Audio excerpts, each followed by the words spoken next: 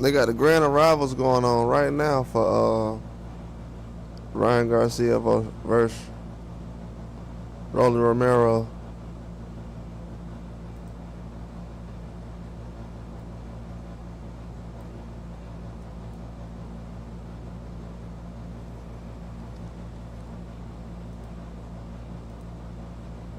Yeah, there's a lot going on right now. They already starting the week off fast, but I don't know if everybody's seen the trailer. I'm trying to see where it's at.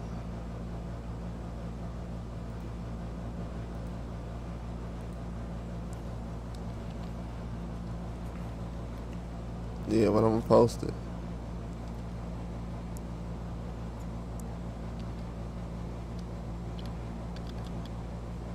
Let me see. Garcia.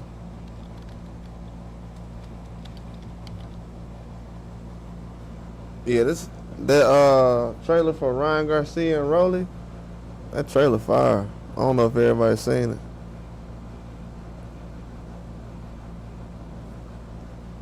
Trying to post it now.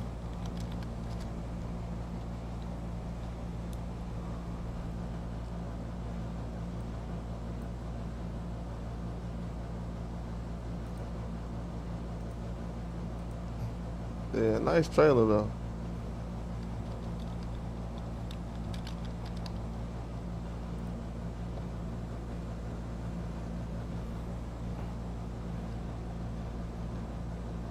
Yeah, I like how they setting this up right now.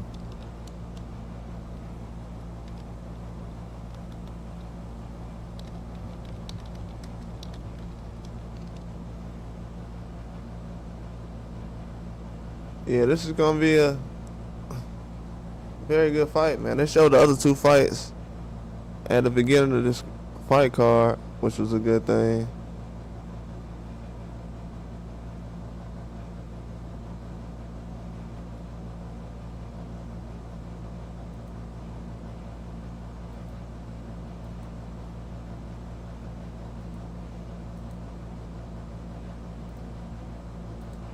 Yeah, they definitely showed those. Okay, let me get this. But yeah, man, this fight card between Rolly and Ryan Garcia is gonna be good though.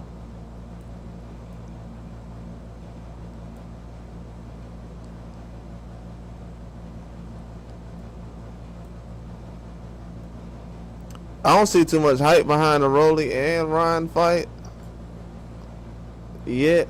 I know people want to see Ryan in the ring, but the fight as a whole, I have the power.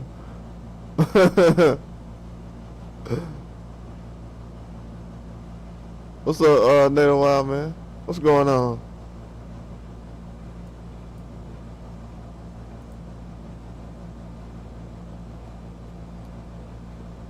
Yeah, man, what's going on?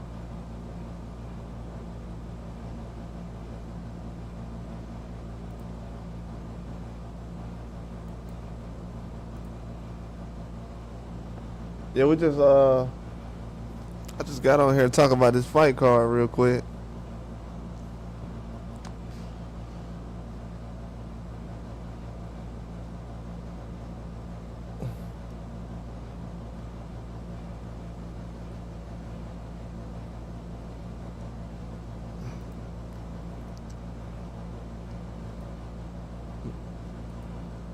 I don't know. As far as with this Rolly and Ryan Garcia fight, man, I feel like, yeah, hold on. Hold on, hold on. Some stuff going on.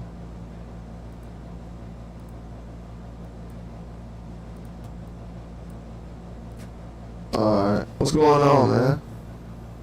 Yeah, appreciate that. Shout out to Nate Wild, man.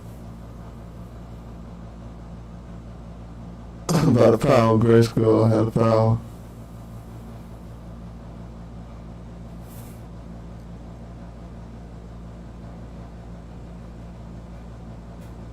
Oh yeah, just relax and cool, man. The same thing with me. I'm just watching this Grand Arrivals. It's on right now. I don't know if everybody has seen it. But we got this fight coming up with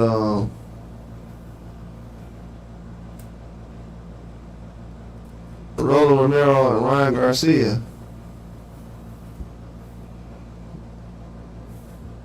I think it's gonna be a good fight. I think Rolly got to show up, man. He definitely got to show up. I know he's a young guy, but as far as like big fights, I think his career's on the line, and he got to get it go. He got to get it done.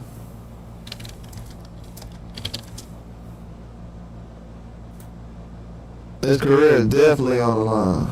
He can't go in here and play with Ryan Garcia.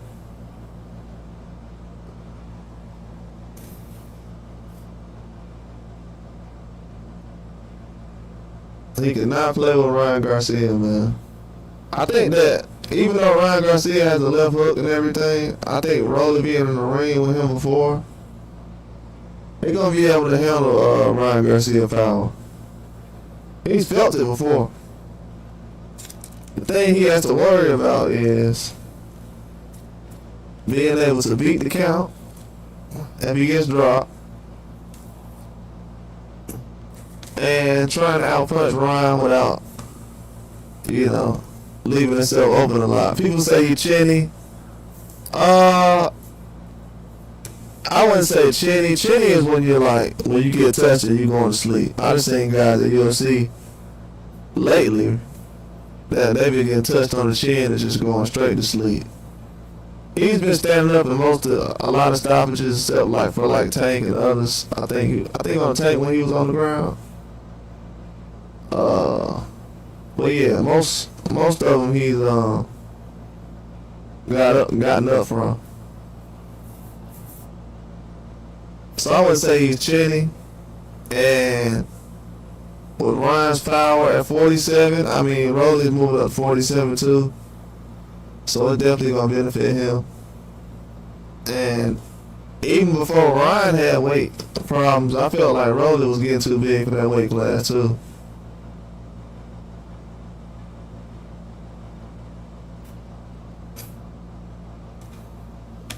Yeah, I think Rolly been getting a bit too big for that weight class too, man. To be honest with you. Way too big. What's up, Tommy Dukes? Yeah, I think he's been getting way too big for 40, 35. Way too much. That's why he's at 47 now. So I'm not surprised he's at 47. I'm just gonna throw that little hint out there. The fact that he's going to 47 right now, people will say, well, he's fighting Rolly, that's why. I mean, Ryan Garcia, that's why. I don't think so.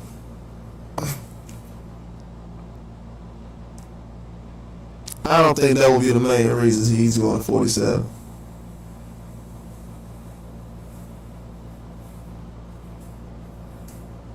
So those are the things where I feel like he's kind of going to close the distance a little bit as far as it being a whole complete blowout. But as far as with Ryan, what I'm worried about with him is, as far as everything, I know. I looked at everything. I looked at everything before the fight, last fight, and after the Tank fight. Most things didn't change. Still has a left hook, still has a speed, but his defense is not good, and he can always get caught with that one shot. That's the thing that people don't talk about with Ryan. He can always get caught with that one shot, and Rolly has a lot of power. Everybody knows that. So, yeah. And Ryan's not really, he doesn't have that aggressive, punch you down, cut off the ring kind of manner the way Pitbull does. So it's not going to look the same. It's not going to be the same kind of pressure. People look at the fight between him and Pitbull and they'll say, oh, well, Pitbull, he was able to get Rolly. Yeah, but it was a different approach though. I could make an argument that Rolly struggles with that kind of style. With like Pitbull. You see, most guys that fight like Pitbull that Rolly's fault, he struggle against. Even Tank. Oh, it does? Let me see, hold on.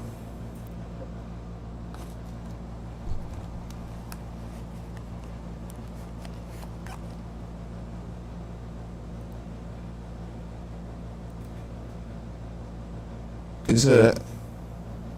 Let me see. Okay. What about now? Is it good? Oh no.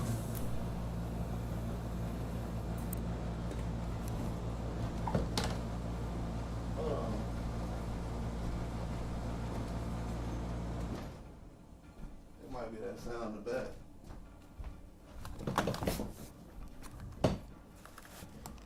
He said a He-Man echo. It should be good, huh?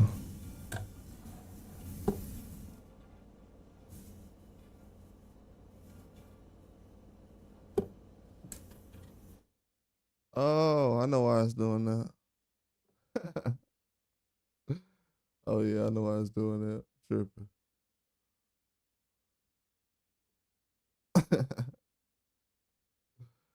Alright, I'm good now.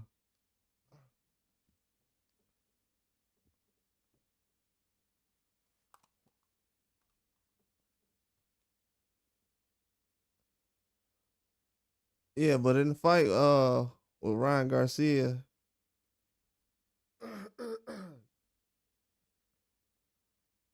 they got some guys coming out good now. Yeah, my bad.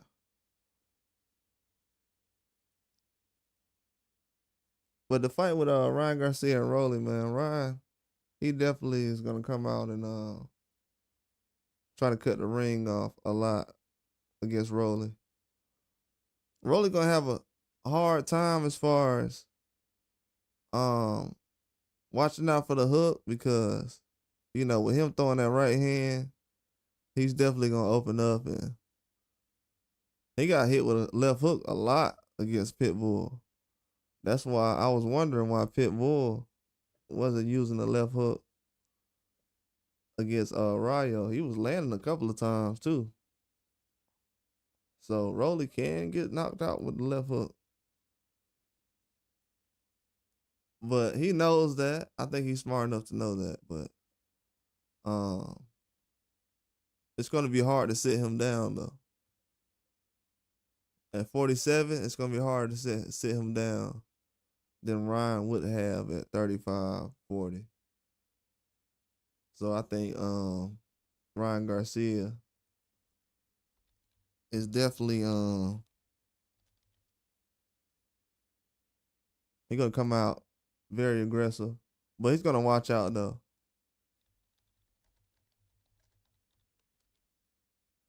He's gonna come out very aggressive though. But Rolly, he has to watch out though, man. He's been head hunting a lot the last couple of fights. I think he's been too relaxed. I think against Ryan, he's gonna have a little bit of confidence in this fight because he's going against somebody who's familiar. He's already been in the ring with before. Um, I think that's gonna pay a lot of dividends for him, but I don't know. He hasn't been looking good lately. He's been jabbing a lot, but it's almost like he's still trying to learn. Which he is, you know what I'm saying?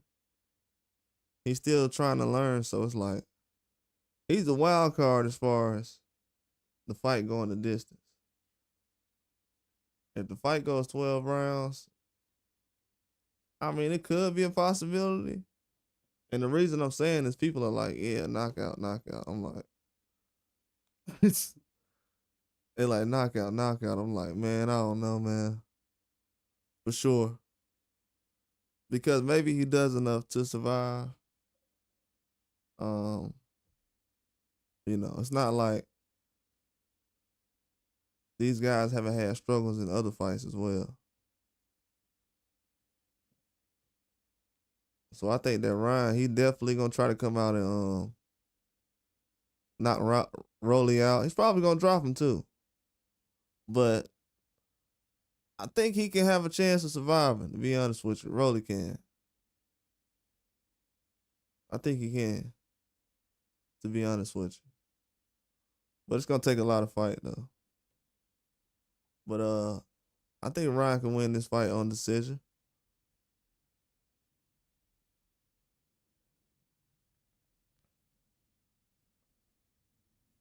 I think he could. Because if Rolly goes out here, bro, he has to. In my mind right now, Rolly has to come out and prove that he can step the run. I don't care what nobody say. He said Rolly Poly.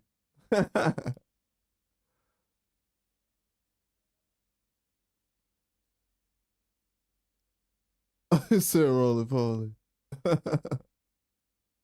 Yeah, that's what I'm thinking though, man. I'm gonna lean more towards knockout, but as the week go on, man, I know how I am, man.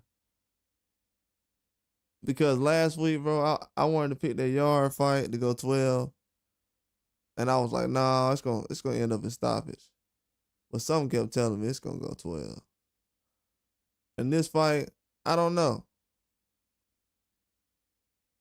It's like it's kind of hard to see me. I mean, for me to see Rolly pressing to get a knockout against Ryan. It's just hard. I don't think he's gonna try to press, and that's gonna save him because Ryan's not gonna be super aggressive.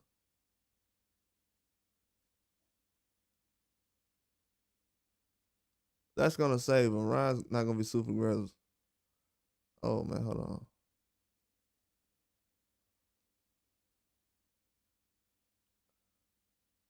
Yeah, he's not gonna be super aggressive, man.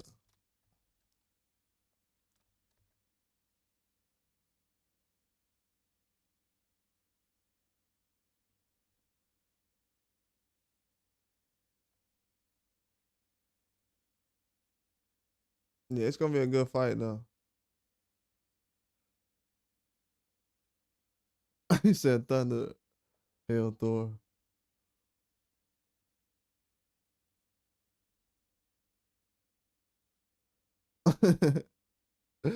Wow, man, crazy. Wow, man, on that flight right now. Wow, man, you messed around and got on that flight.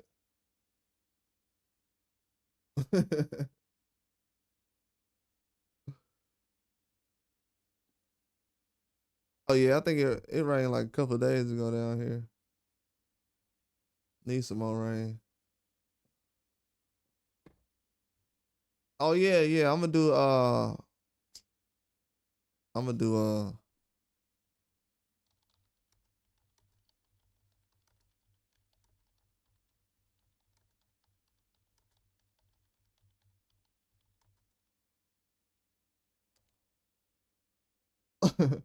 yeah, I need some more rain right now.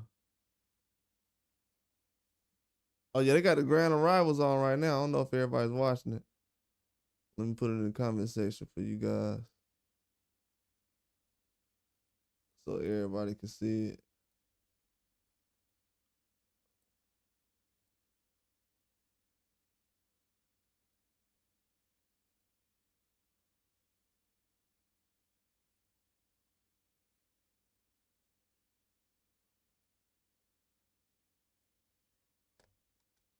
Yeah, they got Barboza and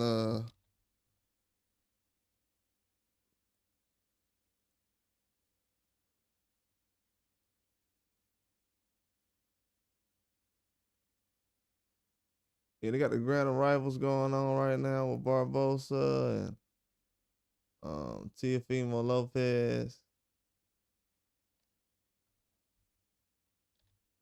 Yeah, it's fight week, man. It's live. It's time to go.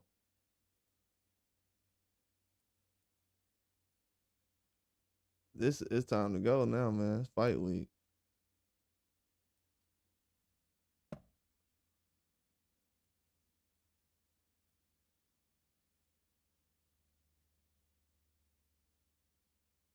Yeah, this fight is Friday, so they treating today like it's Tuesday.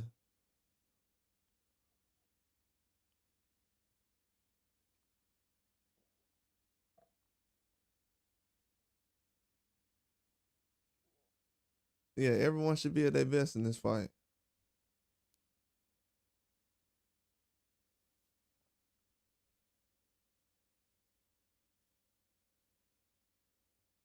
Everybody should be at their best. Now with Barboza and Teofimo,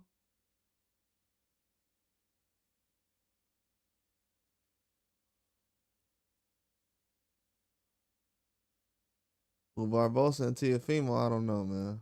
Uh, with Teofimo, I mean, I like Teofimo, but I don't know, man. This is gonna be a tough fight. This Teofimo Lopez versus Arnold Barboza probably gonna be the toughest fight.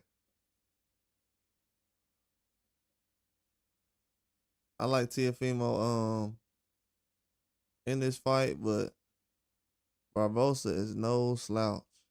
Anybody who think Barboza is gonna be an easy fight is definitely losing it. Yeah, he's gonna be a hard fight. I think Barboza, he got a style like Kambosa's. I said it like 2 years ago. If Barboza meets Teofimo at the right time, he could possibly beat him. And I think with Barboza, possibly, people say he lost that fight last year on the Ryan Garcia and Haney co-main event against I think it was Sean Luca. But yeah, I think his style kind of matches up with Kambosa, to be honest with you. I don't know if everybody sees what I see, but what I see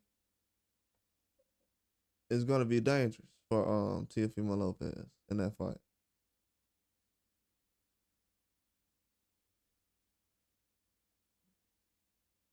And what I see is definitely gonna be dangerous. So I hope that everybody's prepared as far as that approach that Teofimo's gonna have, because you gotta realize, I don't know how long he's been straight up training. I don't know how he's gotten better. I feel like he had to get better as well. I know everybody's focused on how Haney would look in this fight. Teofimo has to look better. Telling you. He cannot go in here looking like he did against Steve Claggett or Jermaine Ortiz. He looks like that, he will lose. I think people are still looking at that Josh Taylor fight, and they're kind of like, oh yeah, he beat Josh Taylor. Yeah, but Josh Taylor hasn't been looking amazing lately either. He's been looking good. He's still Josh Taylor, but he hasn't been looking like just a pound for pound fighter right now. And that was, what, 2 years ago? No, it's time to update the resume. We talking about a fight from 2 years ago.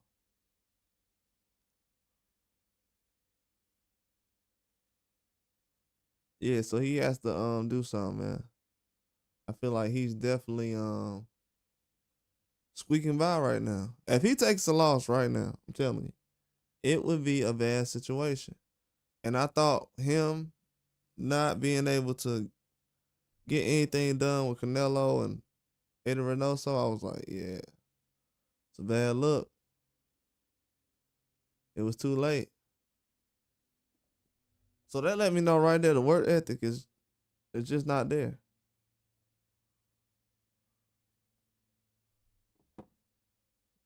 And that's a very long story. I know a lot of people don't want to look at that, but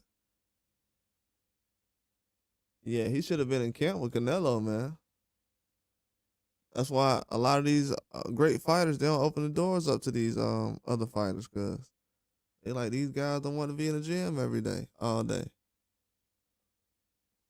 Canelo still making what, 100 million a fight, however much he finna make. How is he in the gym more than guys who ain't on pound for pound? It's crazy.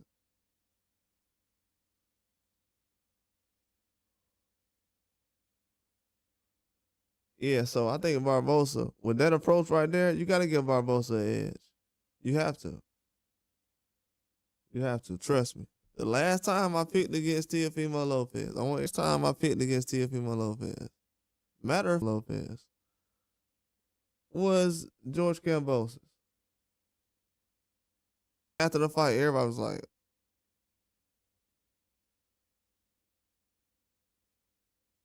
how good the fight was, but yeah, I think I'm gonna go with Arnold Barboza on this one, man.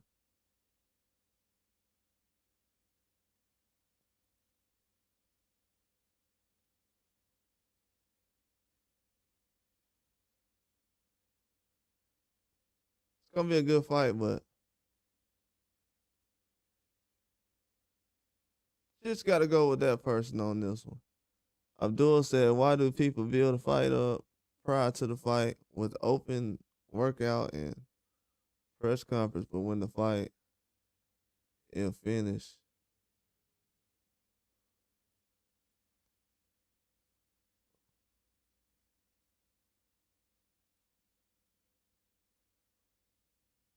yeah, hold on.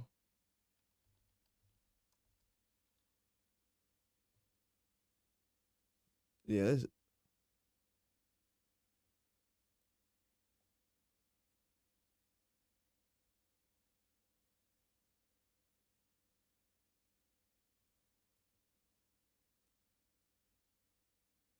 it's crazy.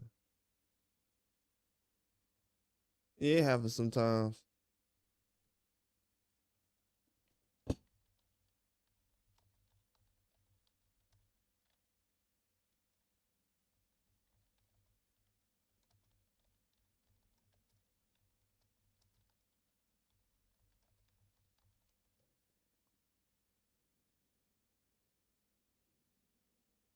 Yeah, they be tripping, bro.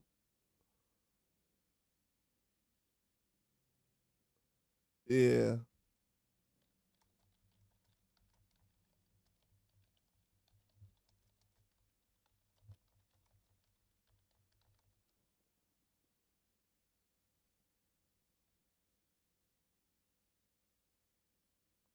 yeah, it happens sometimes. But yeah, Teofimo Lopez, man, if he pulls this off, he gonna be in a good position.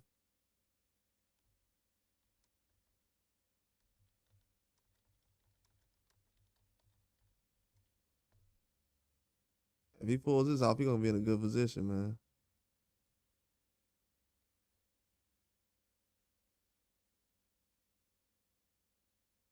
I think he really is.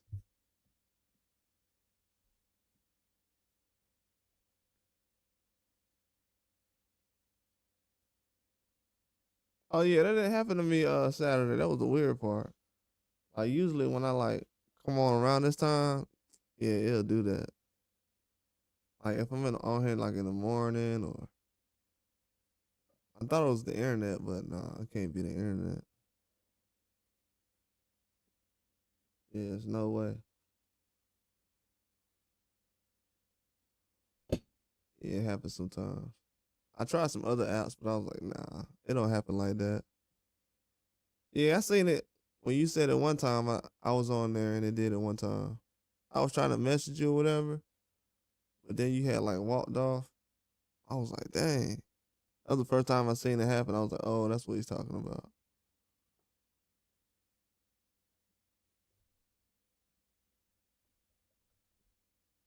Oh yeah, I had seen it. By the time you got off, I was like, man, yeah. And the crazy part is, it didn't even show up. I was like, wow. Yeah, I didn't even see it until I think like midnight. Yeah, it was crazy. They got Ryan talking right now. Hold on.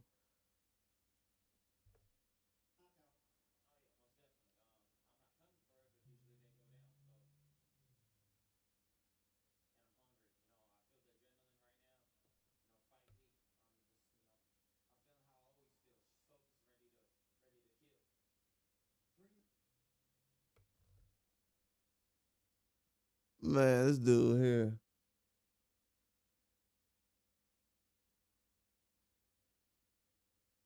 He said the knockout come. He not going for it, but usually when he throw it, they go down. So yeah, man, they go.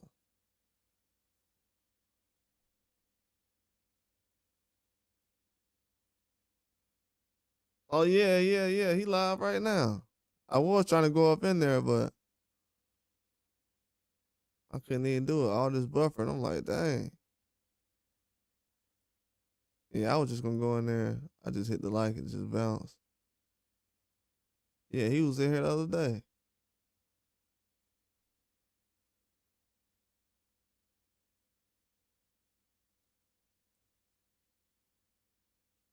Yeah, he was in here recently.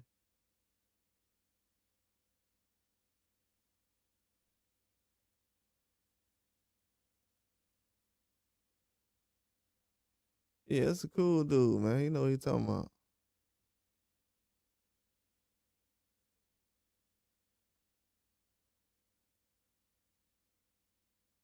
Oh, it's raining right now? Man, it was raining so hard. Last week, it was insane. It was like a flood. It was insane last week.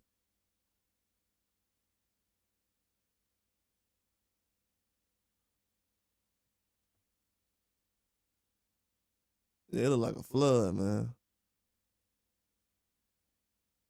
Okay, they got Ryan Garcia up here.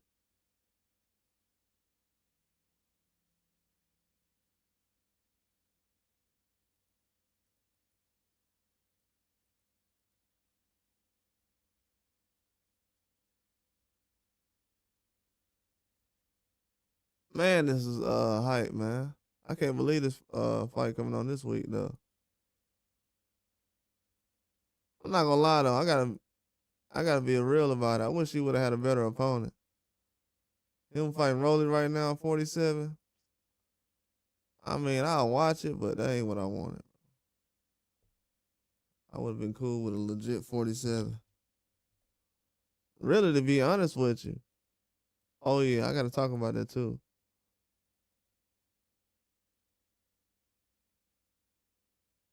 But to be honest with you, I don't know if everybody's seen the little trailer they had, which was good. Yeah, that rain is serious. I don't know if everybody's seen the trailer they had, but um, people say, "Oh, why that trailer just had Ryan Garcia and Devin on there?" That trailer had just Ryan Garcia and Devin on there because Devin was supposed to fight Ryan Garcia in April, well, April or whatever it was gonna be, May, but Ryan Garcia ain't fighting him. He's fighting Rolly. It was gonna be Pitbull, so they could have ran the fight right back.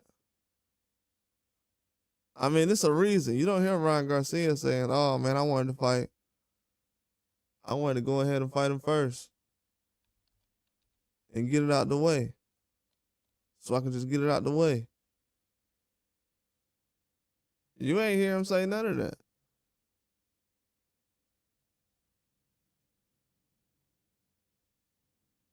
He didn't say it at all. That's the thing that kind of throws me off a little bit. He didn't say he wanted to get the fight out the way or that's what he's waiting on. He didn't say anything. He's like going along with it, whatever. So that lets me know right there. He wasn't looking to fight anybody. Not no time soon. And when I say no time soon, I mean no time soon.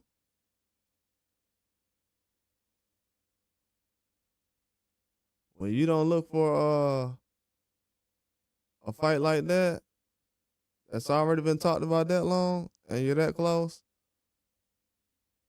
And then if you look at the trailer, man, it makes perfect sense. Like, come on now. Anybody who has common sense knows this. That trailer definitely explains why Ryan Garcia and Devin is on the same card.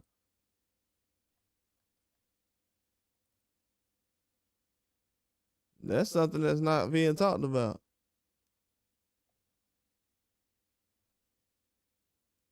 You know, when a fight talked about like that, you would think most people would say, hey man, why wasn't that fight made next? We want to see that fight next. Why that fight wasn't made next? They know why the fight wasn't made next. Because it wasn't requested to be next.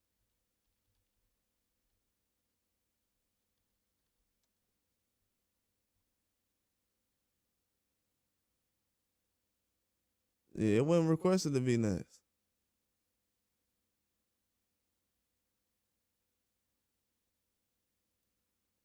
It should have been. They let him off the hook on that one, man. I ain't gonna lie to you. Man, they let Ryan off the hook with that one. Cause I kept seeing people in the comments like, man, why does this trailer just have these two guys in there? Why it's not including Ramirez and Barboza? Is it Barboza? No, not Barboza. Rolly. I'm tripping.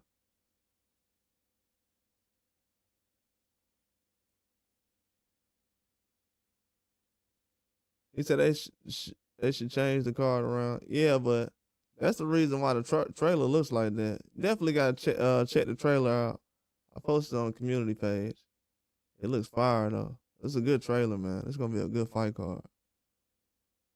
I think this fight card is amazing.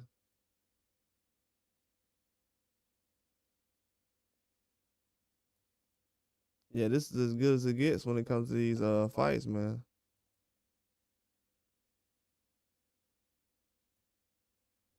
Ryan look like he locked in. He definitely gonna try to show up on this fight.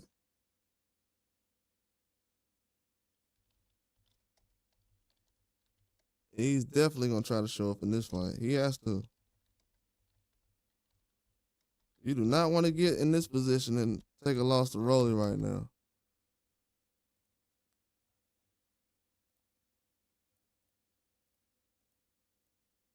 Yeah, you definitely don't.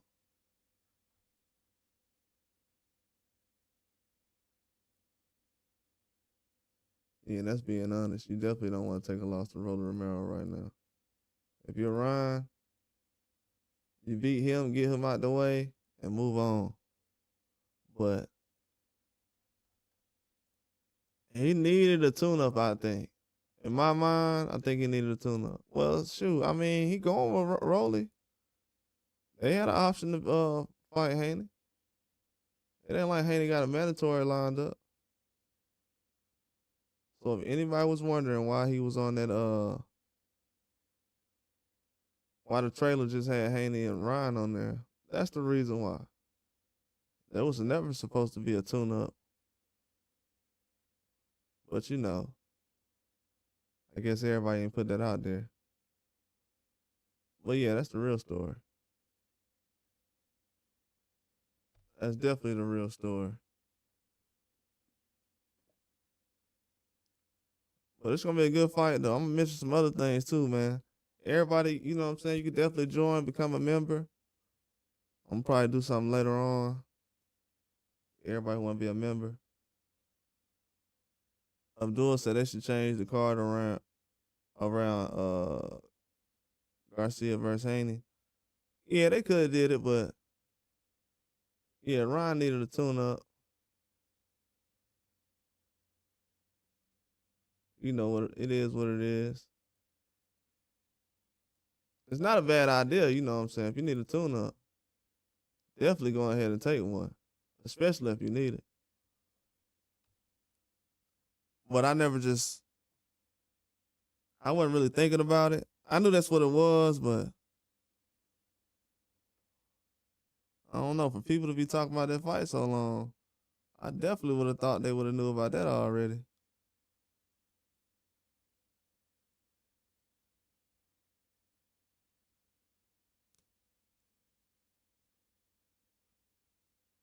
Yeah, but Ryan, he needs to look spectacular against Rolly though.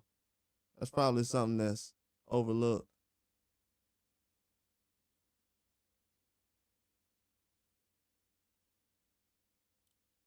Him going looking bad against Rolly would be a terrible look.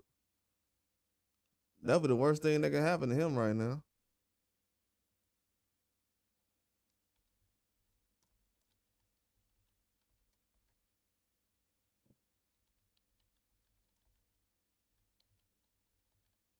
Yeah, he has to be.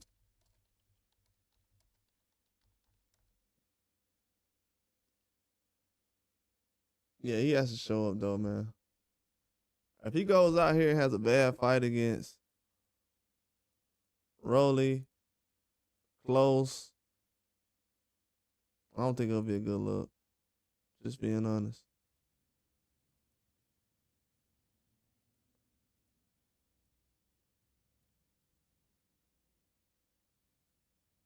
It won't be a good look, man. He would have to explain why he looks so bad in this fight. So I think he has to come out and look spectacular, to be honest with you. Yeah, we just gonna.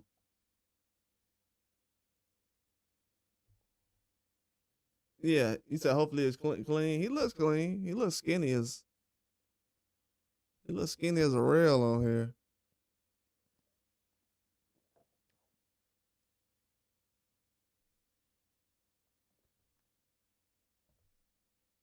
He looks super skinny. I don't know if anybody can see it, but man, he looks skinny.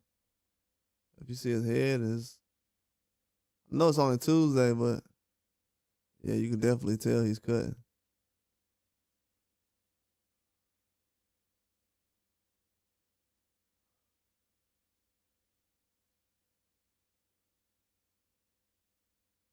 Yeah, you can definitely tell. Hopefully, he is clean.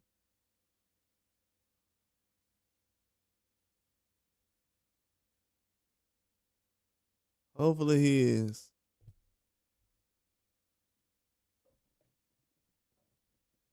Because man, a lot of people don't want to get in the ring with him right now at the moment already.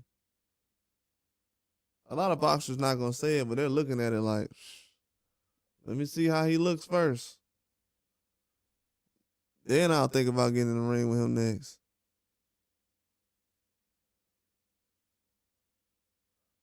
Because Rolly being the first name to put out there, I'm like, come on, man. You know what I'm saying? Wow, man. If you want a big fight to get your name out there, you gonna fight a guy like Ryan. To not fight him, come on. Oh, it is? That's crazy. Y'all been getting the crazy weather now. We was getting the crazy weather earlier this year when it was cold. Y'all getting the crazy weather now.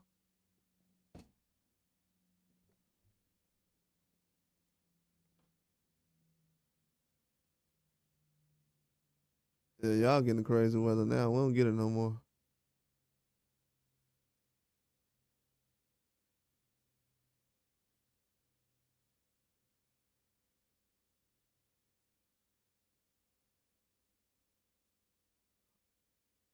Yeah, it was hailing a lot last couple of years, but out here hasn't been doing it much lately,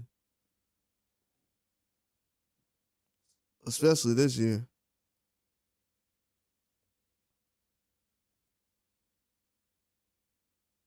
Yeah, it was hot today though, man. We starting to get that hot weather.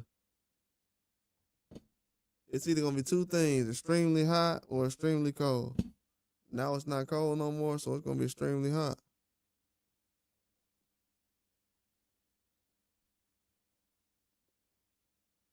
But yeah, man, Teofimo, I don't know who he worked with as far as in this camp. I'm gonna have to go through and look at a couple of interviews and see what he been saying. But as far as I know, he been training with his dad. He didn't really do nothing with Eddie Reynoso to really work on much because Eddie Reynoso knew how serious a couple of guys was. Munguia went out. He went in there, started working with him immediately. I think Munguia started working with Eddie Reynoso and Canelo after Teofimo did. So how does a guy, I'm just breaking this down real quick, but how does a guy who went in there after you, because that's what he did. He went in there after Teofimo. And he was in there more. I mean, Teofimo was gone to the point where Eddie Reynoso like, man, don't even worry about coming back, bro. We got to leave in a couple of weeks anyways. Don't even worry about it. By the time you get back, we're going to be in Saudi Arabia. Don't even worry about it.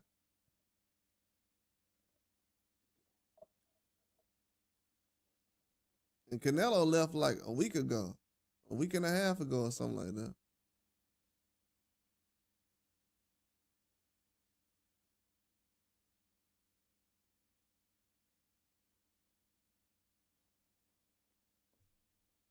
So yeah, that would have been a lot of traveling.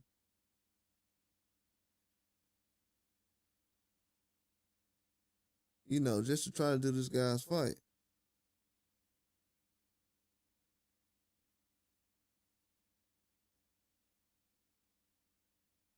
But yeah, man, he has to make sure he shows up. I think Barboza, it's gonna be a tough fight for Barboza because of the power and the speed and the athleticism from Teofimo, but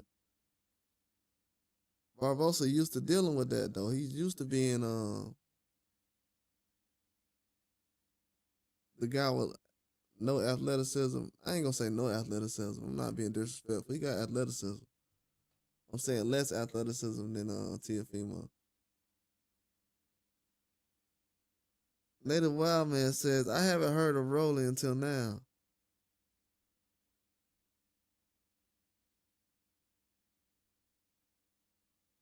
It's good for lesser known fighters to fight someone well known.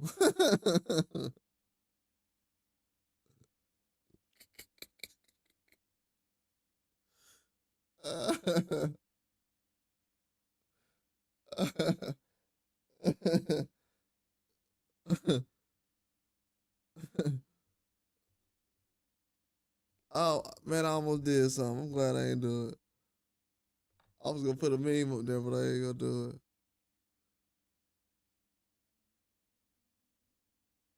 it. He made Rolly look like sound like a charity case. He said, I haven't heard of him.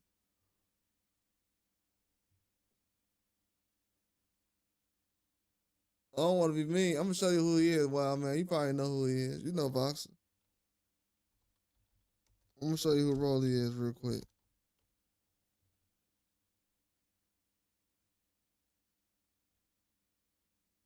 You probably seen him before. Where is it at?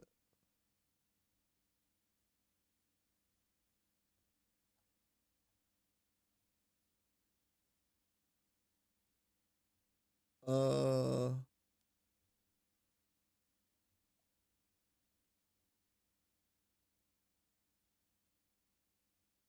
I don't know. It's probably the best picture I can show Wild Man. He probably know who Rolly is if I show him this. You know who Rolly is from this?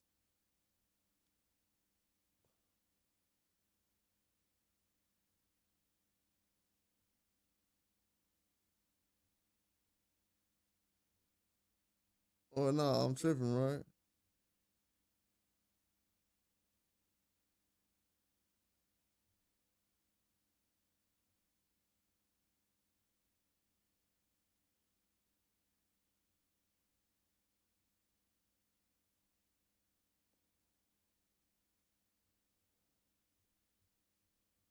He said, okay. The guy who tank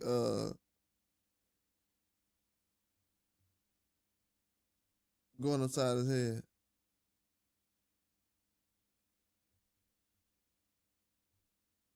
He said, "Oh yeah, I know. That's why I put it up there."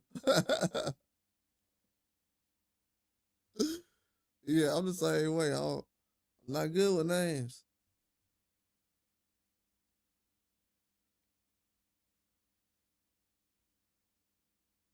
Yeah, I'm not good with names.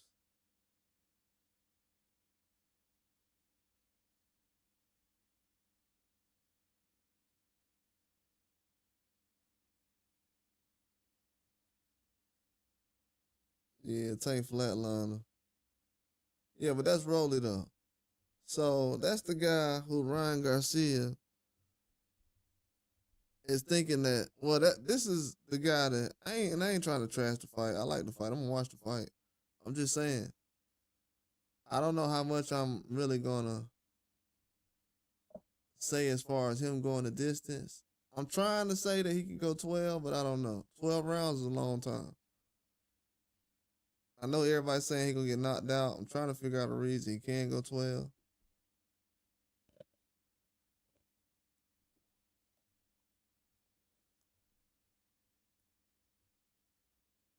But I don't know. I haven't found too many good reasons yet. Still trying to figure things out.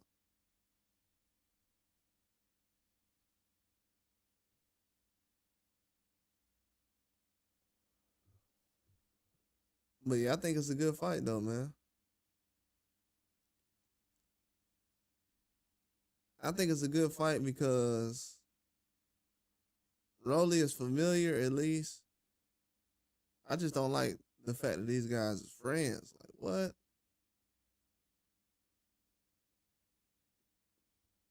You know. Let's just say if, and I'm not saying that this is happening. I'm just saying it could look like this if we wanted to make assumptions. If I had a friend and we was like, hey man, we gonna box each other and I'm gonna take a dive and you gonna get the money. That's why I'm not too fond of people fighting friends. And then people will be like, oh, you're tripping. But you know, everybody says Wilder, Malik Scott took a dive versus Wilder and everything else. They say that crap all the time. They go out of their way to say stuff like that, but then they'll see Rolly and Ryan fighting. They'll be like, "Oh, it's no big deal." Shut up. Doesn't make sense. So yeah, they definitely know what I'm talking about if I say it. A dude with a whole bunch of knockouts, they'll sit up here and say his homeboy took a dive when they fought. Get out of here. I can't believe people actually. I can't believe the average person actually walks around and says something like that.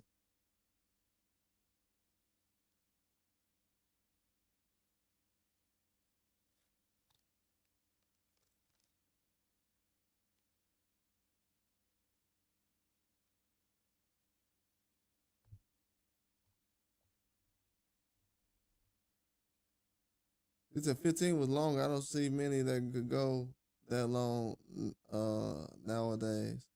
Yeah, me either. Yeah, 12 rounds. They make 12 rounds seem like it's 15 sometimes, man, to be honest with you.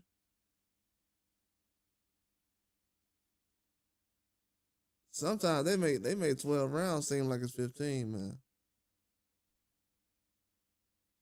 Yeah, you gotta watch out for that, man. You gotta watch out for the windows. I wanna be close to the windows. I ain't never seen one crack a window as far in the house. I seen one crack a car window, but not in the house though. But yeah, sometimes I see some of these cars, man, they'll have 10-round fights. That's why Turkey doing 12-round fights. Amazing. I'm so happy he had 12-round fights last week.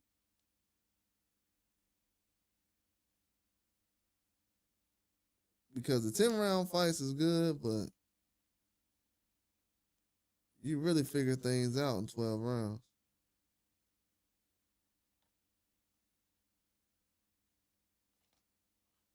Yeah, 15 would have been good, but the way, and I'm gonna be honest with you, this is not to be funny or anything like that. This is why the other era boxer, the era in the 70s and 80s, this is why that era will always be the best because those guys will fight 4 or 5 times a year, fighting 15 round fights. Dudes who was already Hall of Famers.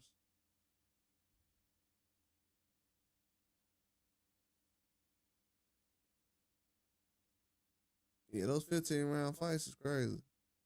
They're not bringing them back though. They talked about it, but it's not gonna happen unless something crazy happens. I mean, it could happen. Who knows? Oh yeah, he definitely would have won 15.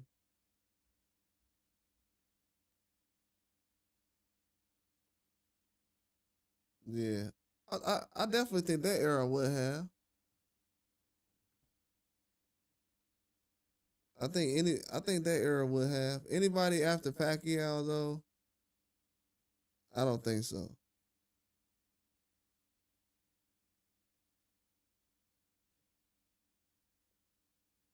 Like not to be disrespectful, because I think Andre Ward is great, but anybody like after Andre Ward, I don't know.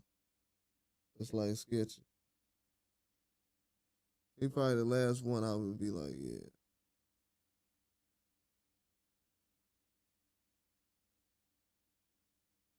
yeah, it is. It's better than this era.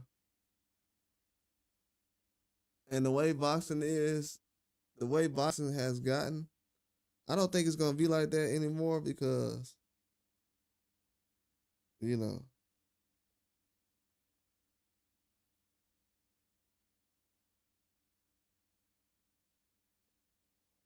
I don't think promoters were super friendly with just certain fighters like that, like they are now.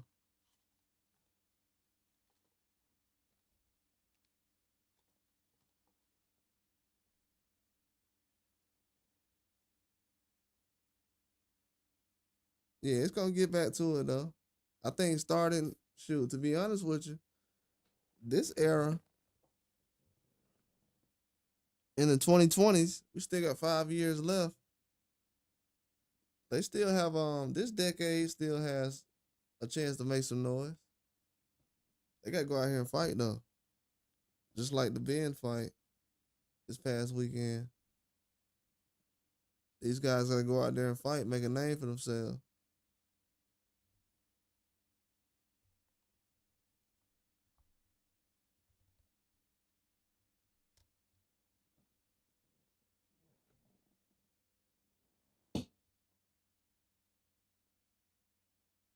Nah, it's too big, too strong, move too good. Yeah, the heavyweight's just different.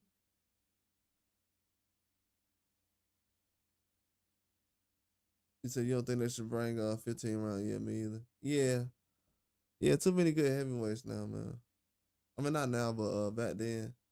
I mean, they have good heavyweights, but they're good. Like I said, it is too many good heavyweights, but it's not any like I don't know. They got some great heavyweights, but you know, people know what they're looking at.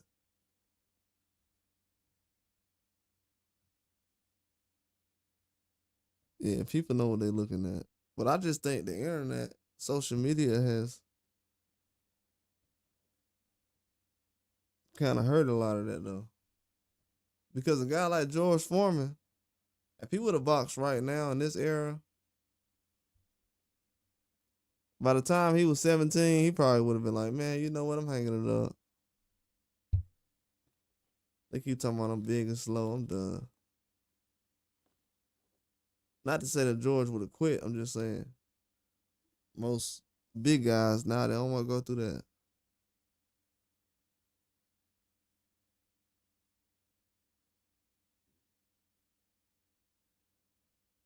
Oh yeah, yeah. Um, Prime Lennox and Tyson. Yeah, Tyson was a beast, man. Early Tyson was an animal.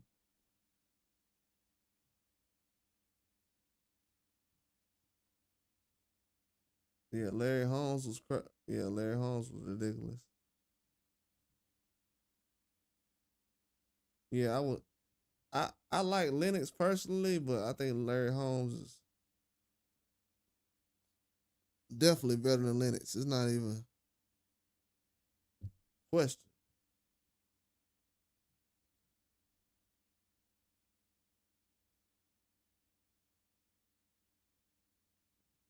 You said social media gaslight these current fighters. I would say I would agree with that 50-50 of duel, but I'm gonna say it's the fighters who kind of use it. They use it in the wrong way because Ryan was on social media before, and before the Tank fight, the Rolly, before the Tank fight and the I don't know about the Haney fight. I wasn't really checking his page, but I know before the Tank fight he was getting destroyed, and he's still jumping in the ring with a couple of guys already. So he's getting it done. But as far as jumping in the ring with a lot of guys, as long as you get in the ring with people, the social media stuff don't really matter. You know.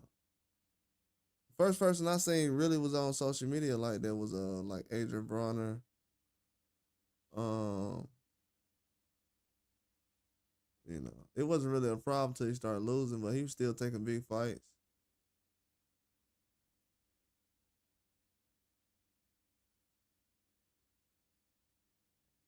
But yeah, a lot of these guys they just use the social media to kind of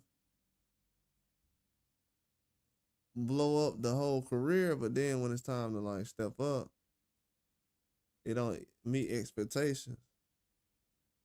So people feel like they got scammed a little bit.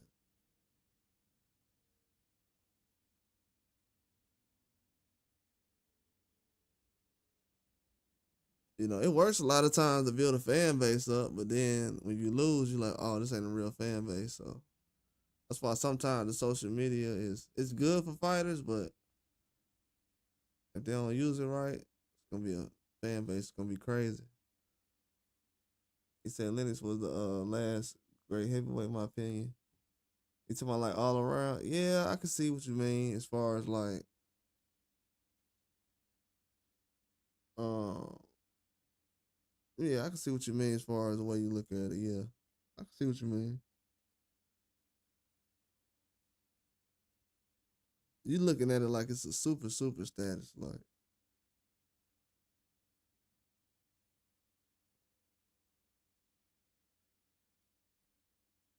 But I don't know, man. Gotta see what Usyk does against the boy. I think Usyk is in that category, man. To be honest with you, I can say he's in that category.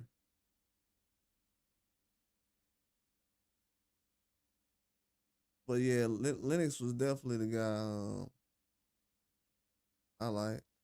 I felt like, in my mind, I felt like Evander was better, but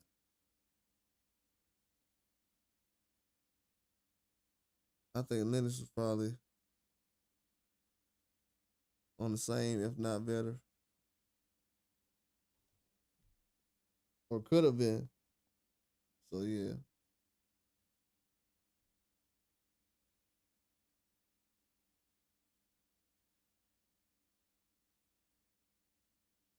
yeah, he Ali would have blew the doors off of social media. Yeah, it wouldn't even been close.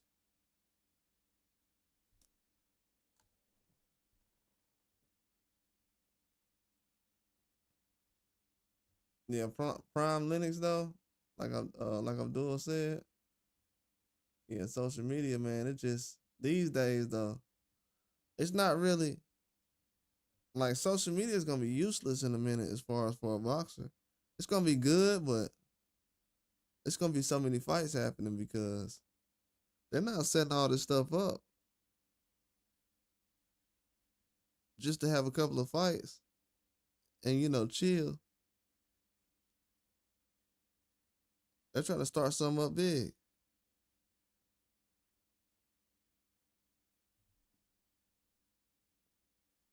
So I think a lot more of these guys, and then in boxing recently, I can make an argument that a lot more guys have gotten famous for having a close fight with the champion than actually the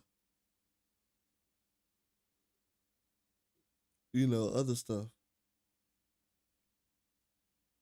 He said Usyk definitely is up there, has a lot of potential. Yeah, man. Usyk, yeah, he go out there and seal the deal on the boy. He's gonna be the best. Not all time, but yeah, he's gonna be that guy. Yeah, Olympics, amateurs, cruiserweight, heavyweight. Yeah, and Usyk was a skinny guy too, and he wasn't that big recently. He was small when he fought Chisora and um Joshua. He been getting bigger since he been fighting those guys. Since fighting Chisora and Joshua, he's gotten way bigger.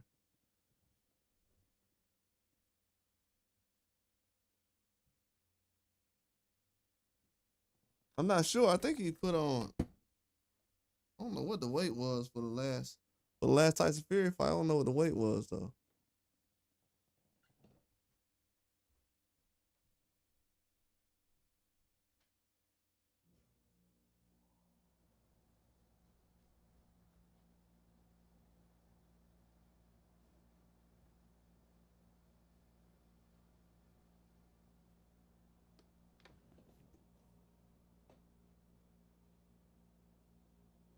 But yeah, this weekend is going to be amazing, man.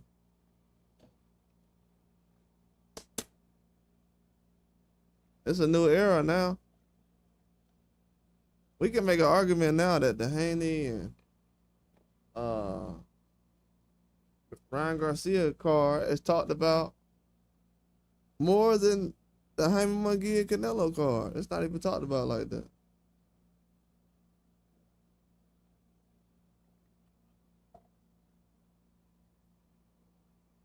I think I'm more excited for the Canelo card than most fans are right now.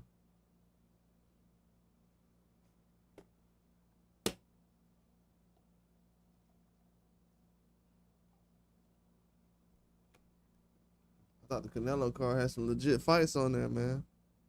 I'm not gonna talk about it today, but just looking at it, I'm like, man, people not really talking about it.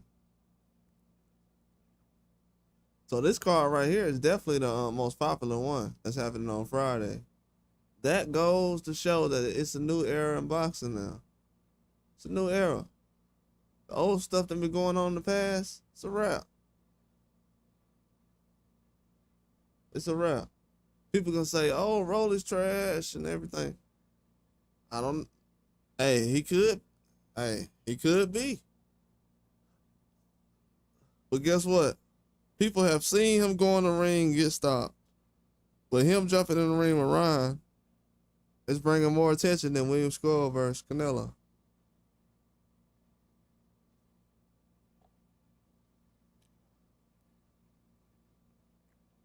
Not because they got the commercial or anything like that. I'm not saying that, but uh,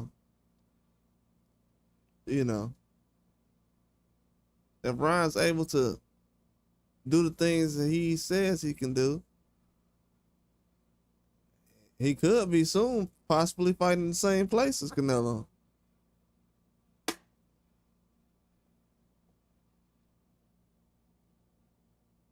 So yeah, this right here is definitely a statement fight in a lot of ways.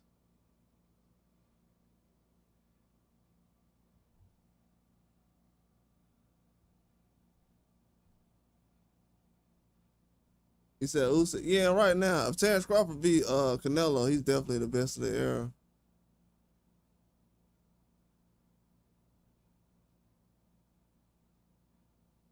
Yeah, if Canelo beats if Terrence Crawford beat Canelo, it's gonna be Crawford for sure for me.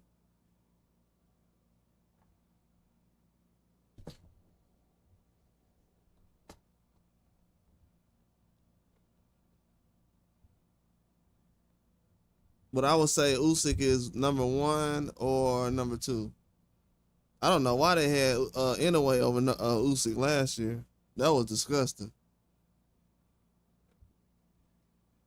Boxing fans should be disgusted that they put Inoue over Usyk. I think that was one of the worst things I've ever seen in boxing history.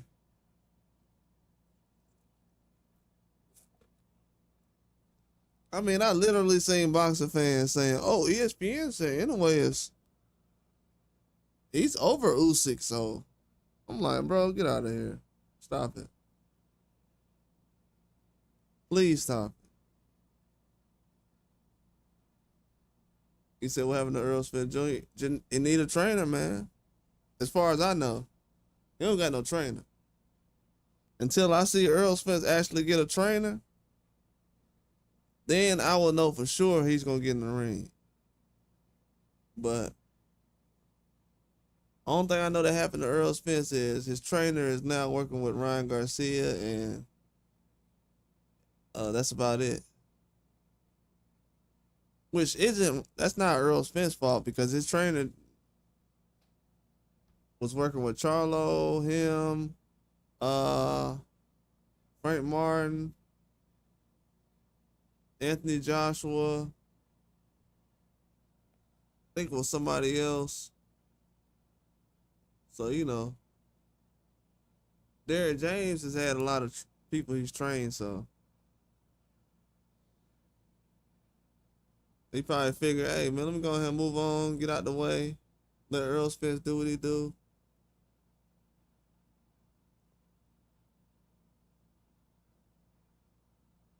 Because the money talk was insane. I'm like, okay. I knew that wasn't going to work no more. Once I heard that happen, I was like, yeah, it's over.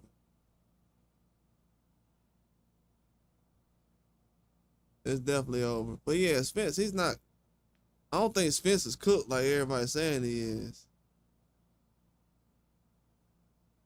I definitely don't think Spence is cooked.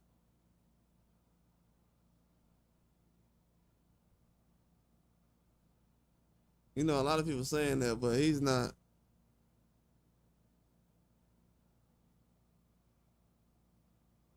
He's not in that form. They're just saying that because the last fight he got stopped, but if he goes out there and stops somebody in the next fight, they're gonna say he back, so.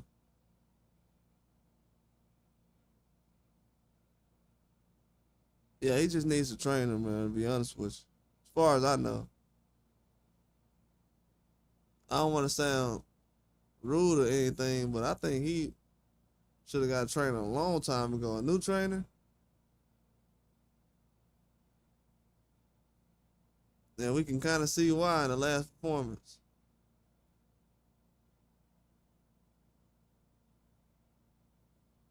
I definitely felt like he could have used somebody new. He outgrew the guy. And that's what I don't like, man. A lot of these trainers. I'm gonna tell you something. I was in a situation where I had a coach, right? And the dude went and got a huge, huge deal off of the athlete's success, right? Had a coach. He had got a real big deal off of our success, right? And the dude left. You know what I'm saying? He went to his other situation.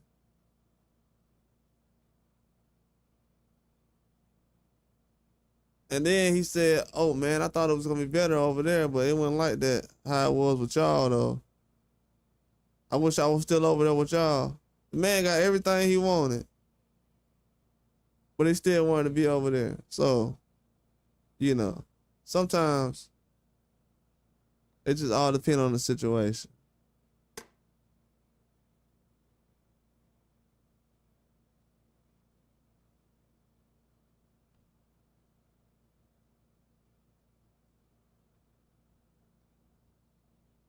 Yeah, so a lot of these trainers, man, you can lead. I think Spence should have walked away a long time ago. If it was me, I would have walked away a long time ago. I'm being real. I would have told him to. I would have been like, man, you outgrown that dude, man. You might as well just go ahead and move on. Everybody else is out here working with multiple trainers. You the only person I see that's bringing multiple athletes over here to this guy.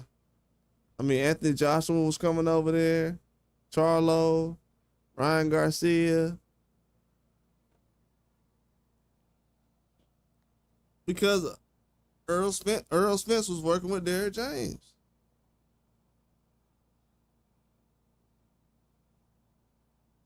Oh, they're like, oh, okay. He the real deal.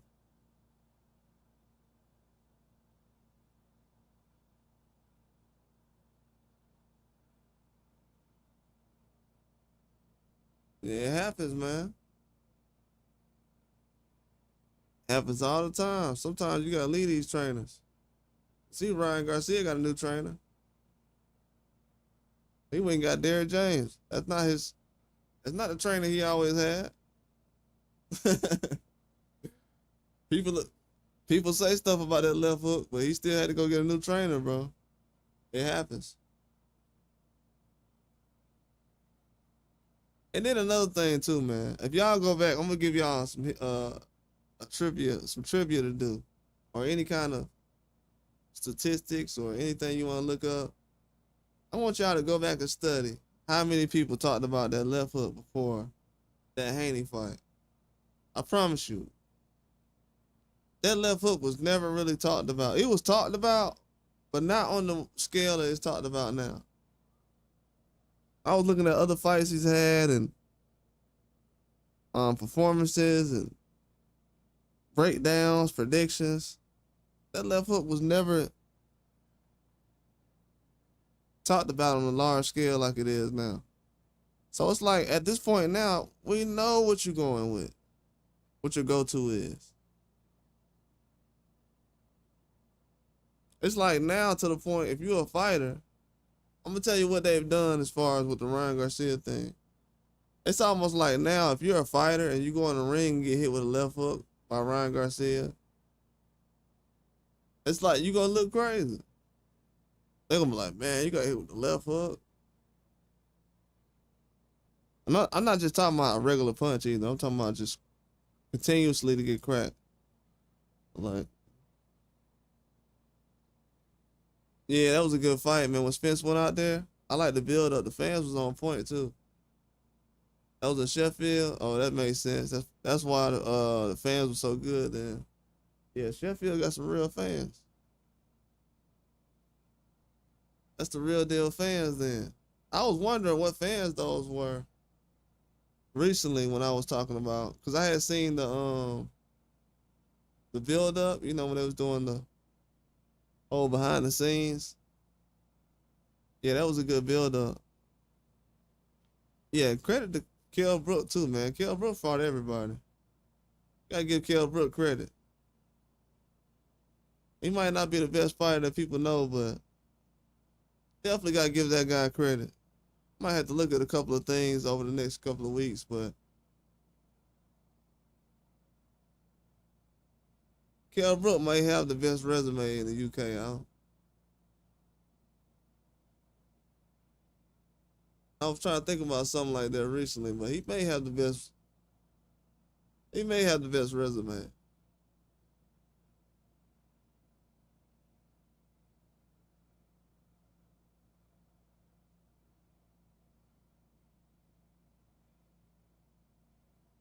Yeah, he fought a lot of guys, man. People he was able to step in the ring with was amazing, and a time span too.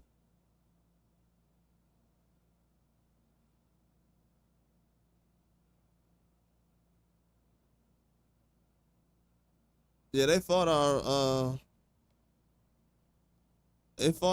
didn't they?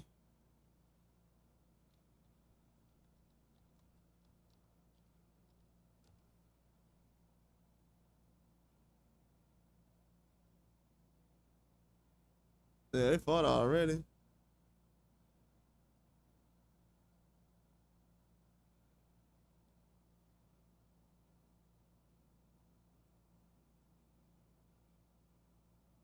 Yeah, they fought already like 2 years ago.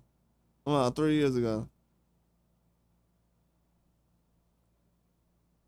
Then Amir Khan tested positive for the dirty.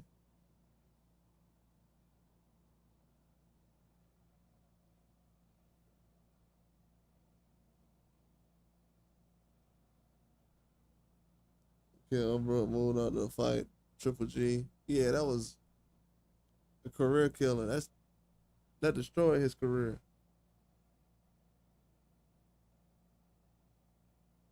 That destroyed his career.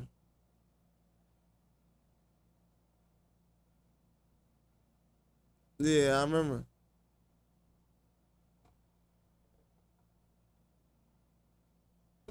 Yeah, Amir Khan,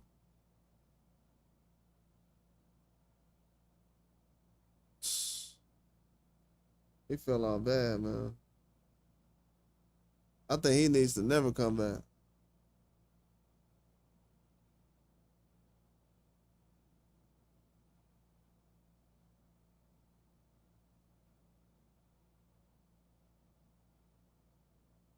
But yeah, I'm glad they did them Grand Rivals, man. Oh yeah, he's one of those ones, man. He shows up. He took some big fights too. Amir Khan did. He had some hands. He just ain't have no chin like that. And Amir Khan was a small guy for that weight class he was in.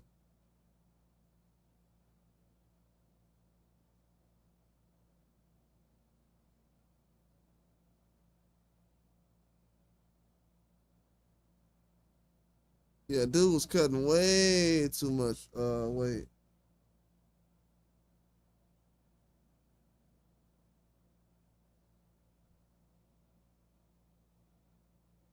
Yeah, he was too small for those weight classes too.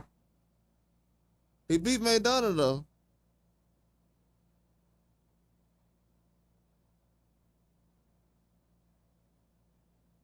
He beat Maidana. Me personally, I think that Amir Khan,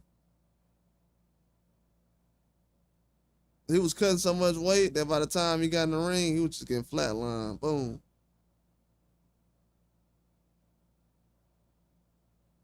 That's why it's gonna be harder for a lot of guys to get stopped this weekend because a lot of these guys gonna be on weight. They're not gonna be drained and not gonna have weak legs going into the fight. It's gonna be hard to get a knockout. Anybody who does get a knockout, it's gonna be impressive. Trust me.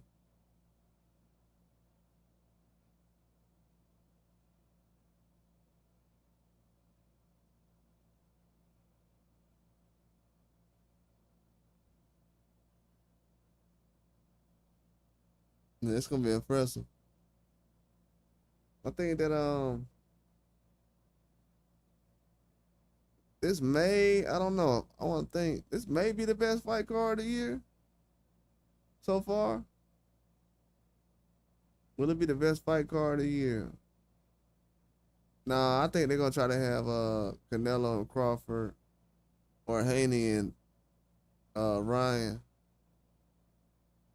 card be better than this one.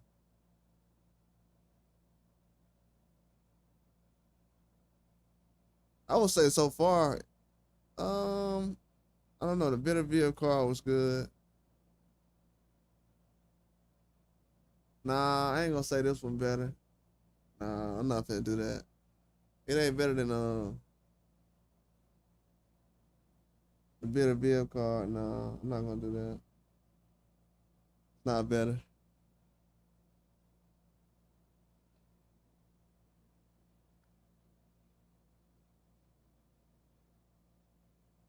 No, I definitely want to say it's better.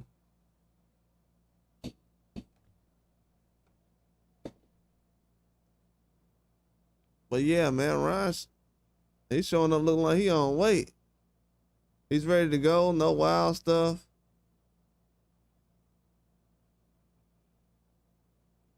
He's on his best behavior, which is cool. That's cool. Definitely don't need him tripping out right now.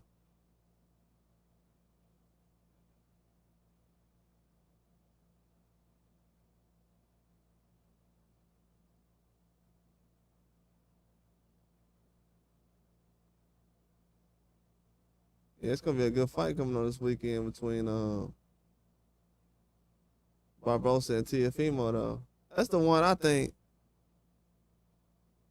where a upset is bound to happen. I'm not guaranteeing it, but it's just people was asking which one you think will end up at a stoppage, and I think possibly that one. Possibly. I ain't making no promises. Just saying what's possible is possible.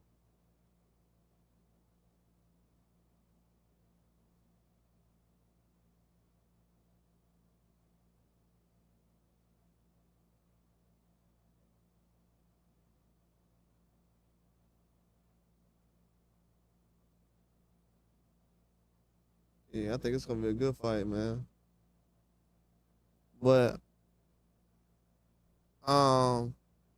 yeah, I just think the knockout's gonna come harder though for a lot of these fighters because most of these guys like Ryan, Rolly, they moving up in weight, and it's not gonna come as easy as it would have at the lower weight classes. Because even people said that they felt like Haney was drained or whatever. If he was, and you felt like that, that means his legs weren't under him as much as they would have been if he was heavier. So that only makes sense. He said, "Remember what we were saying? He was about to. I told the tribal sport down. What fight? Yeah, you're right. Yeah, that's definitely the way it is. It's like that over here too. It's outrageous though. It's the same way. You know how like in the UK it's like split up sometimes where they have like somebody from across the way, somebody from Scotland or something. Which fight are you looking forward to? The Barboza and Teofimo. That's the fight I want to see the most. Which fighter in 2025 are you looking forward to seeing break through? I had picked Lamont Roach, and that was early this year. I had picked Lamont Roach. I said that Lamont Roach was going to be the Daniel Dubois for last year because I was just expecting Lamont Roach. I knew Lamont Roach was going to go 12, and him going 12 rounds was going to be a big deal, but he had did more than that. But also, I think who else? Tierra Brown, who just beat Scott Nicholson. Those are the two people. That's it. As far as that's what I had going into the year. Anybody else? I didn't really have anybody else. I had under people that was like dark horses, like Dalton Smith, Matias, and Gary Antoine Russell, who just got the belt back against Rayo, but that's about it. I didn't really look into it that deep as far as like a whole list of people. No, I didn't make a huge list, but I had those 5 in my mind. Yeah, I definitely had Roach though. Yep, that was it. You said which division got all the monsters? Well, I don't know who has all the monsters, but I will say when I started this channel, that was 2023. I said in 2023 that 140 was going to be the next division to watch out for. Then after that, I think I said 154 was going to be the division to watch out for. No, I said 140 and 154. Then last year, I said 130 and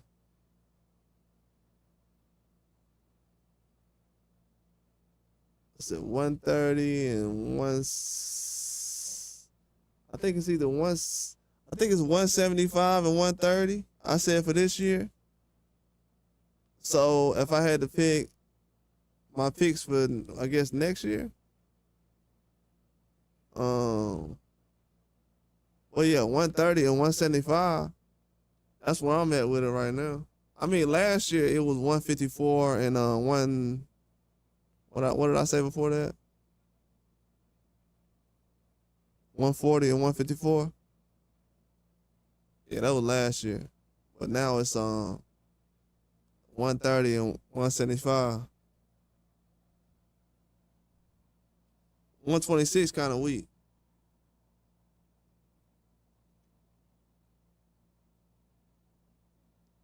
You said, what do people in America think of John Fatah? I mean, it's America don't really know too much about cruiserweights. They don't know too much about him. People that know about him, they think he's good. But cruiserweights, not really that popular in America. America got certain weight classes that they pay attention to.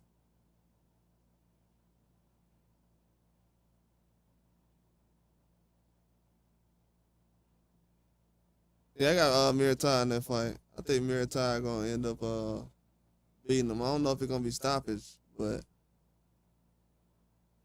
yeah, Zarev Abdulayev, he gonna end up fighting him and beating him.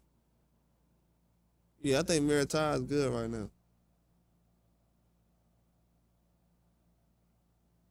After that Tevin fight, I was kind of iffy, but yeah, he did good in that fight though. A lot of people say he lost that fight, but I thought he did good in the fight though. You see, he looked better than Zepeda. He said, which weight class America look at? Heavyweight, like heavyweight, like 47, like 35, like 135, 47, sometimes 54, middleweight, mostly. Light heavyweight, and heavyweight, that's about it.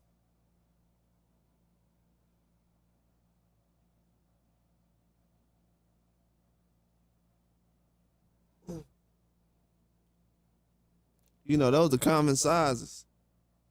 You either gonna have somebody who's like 5'9", you're gonna have somebody who's 6 foot, or you're gonna have somebody who's 6'3". So usually those weight classes have those type of body types in there. Like the common man. The tall guy, the medium guy, the short guy. You know, or the average sizes that are common. So yeah, they look at those weight classes. It's promoted that way, but that's usually what they do though. They look at those weight classes a lot. Because if you look at what Terrence Crawford did at 140 in boxing, people looked at 140 when Terrence Crawford was boxing there like he wasn't doing anything. And then even when Haney was just boxing at 140, everybody was saying, oh, you need to go to 147. So they don't really respect 140 like that. They might not know they're doing it, but they're doing it. Psychologically, they're doing it.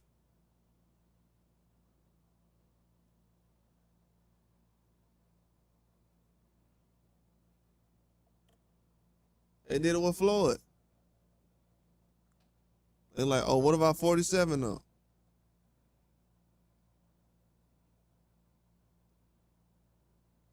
So yeah, those are the weight classes they look at. That's why Pacquiao hasn't left 47. He just stayed there the whole time. You know, he's not a guy who's a boxing genius, but even he knows that 47 is where it's at. And that's Manny Pacquiao. He could have been like, man, I'm going to just sit at 140 and I'm going to make these guys come to me. You know what I'm saying? I'm the cash cow, to be honest with you. Without Mayweather, they can't get a big fight. But he like, nah, I'm going to go to 47. He knows.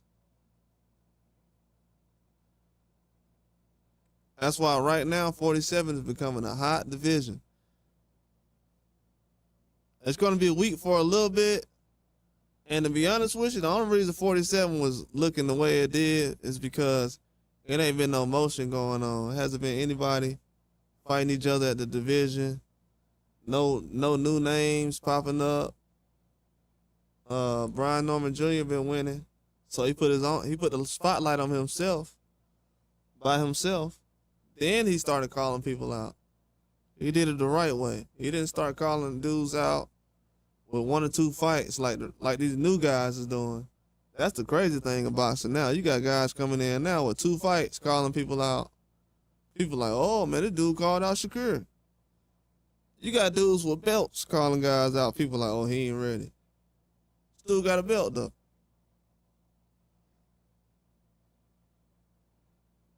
So yeah, they gotta get rid of that and get back to actually. And this weekend is going back towards that direction, but you know, a couple of things gotta happen.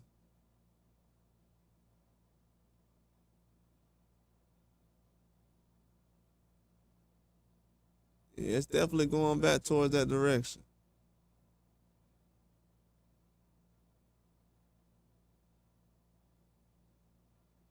I like what the sport of boxing doing though. Turkey Al-Sheikh he taking over, man. A lot of people sitting around playing.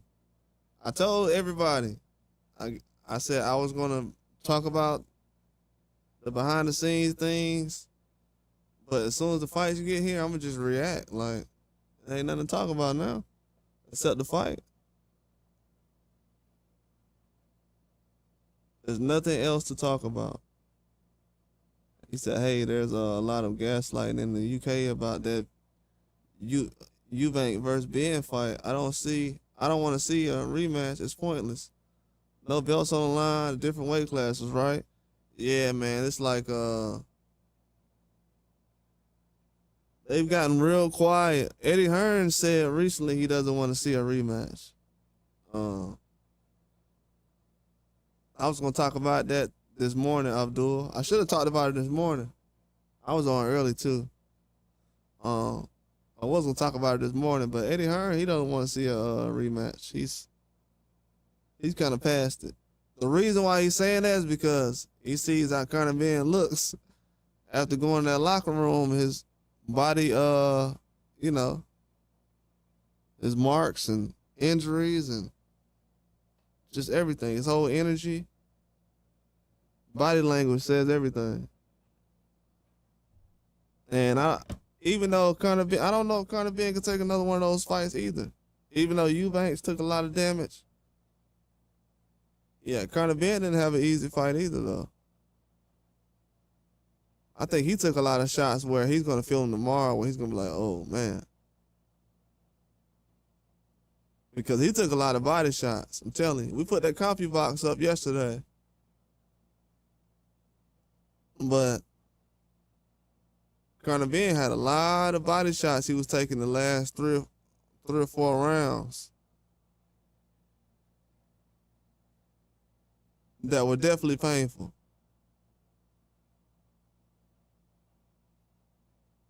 Definitely were. So I think he also has to get evaluated in a lot of ways and look and see if he's okay and able to bounce back very fast.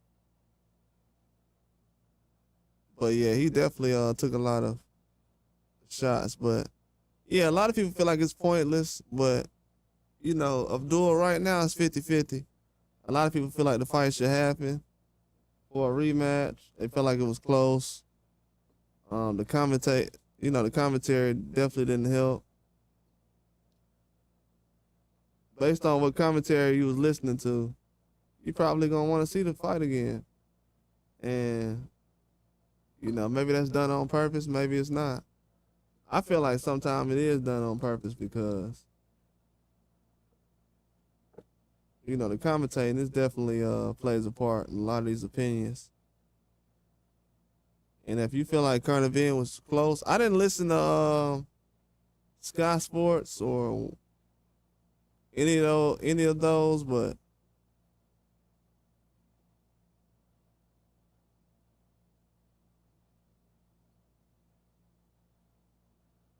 Ben trained again. He crazy. He said they saying it's the best fight ever. Nah, it was a good fight. Best fight ever? Nah, I don't think so. Is it a good fight? Yeah, it was absolutely a good fight. I think the thing that made the fight good is that It was one of the first fights that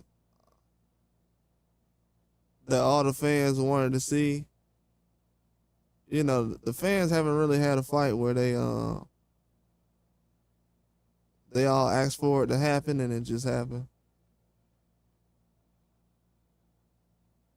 I think that's why they're so excited because, you know, we finally get a fight where you've been asking for these fights and building it up. They've been building up this Conor Ben and Eubanks fight for a while. And it was supposed to happen already. I think that a lot of fans, they're probably more happy that the fight looked good as far as this time around than they were as far as being mad because it didn't happen the last time. I know a lot of people probably missed the fight because they didn't see it the first time, but first time it was supposed to happen, but it was a good fight, man. I was actually impressed. I was excited. I was hyped. Did I want to see it at a certain point? No, I didn't want to see it at a certain point, but after a while, I was like, yeah, this is a good fight, though.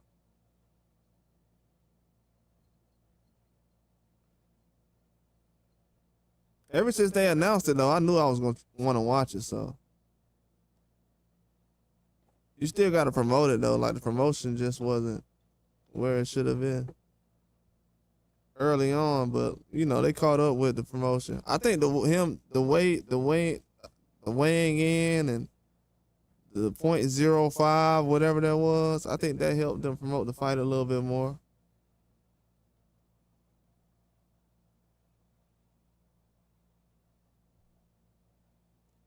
Yeah, I think a lot of things help promote the fight, though.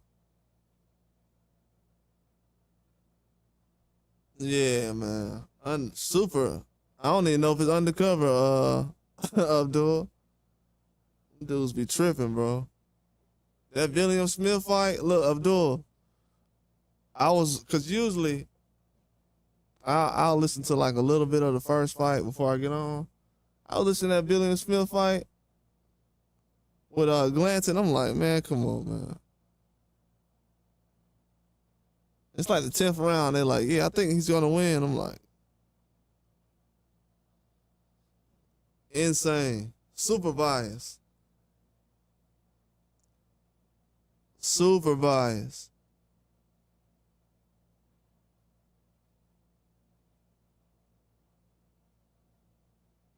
Yeah, the zone, super bias, man. Oh my God.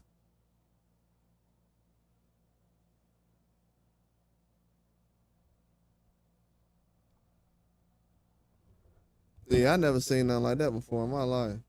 What I seen recently, I was like, yeah, that's crazy.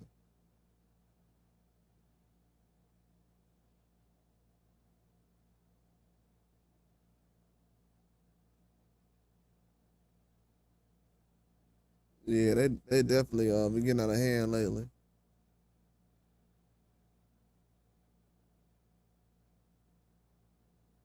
Yeah, man. I'm hearing. I'm also hearing right now that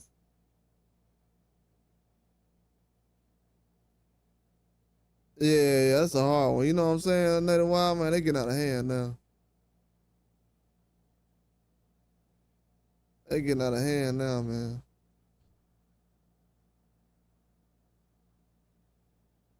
Yeah, they definitely getting out of hand. I heard that some news came out. They said that Ben Shalom said that he was trying to get a fight with Richard Riakpo on this card this weekend. I don't know what the information is coming out on that right now because I seen them come out with a card. They didn't announce a fighter, so I'm like, who are they gonna line him up with at the last second for a debut fight at heavyweight?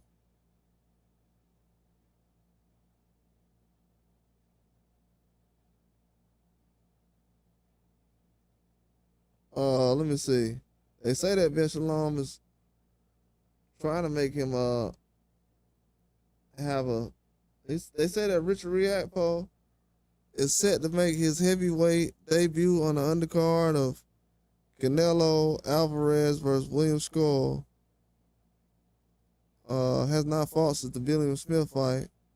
17-1, 13 knockouts.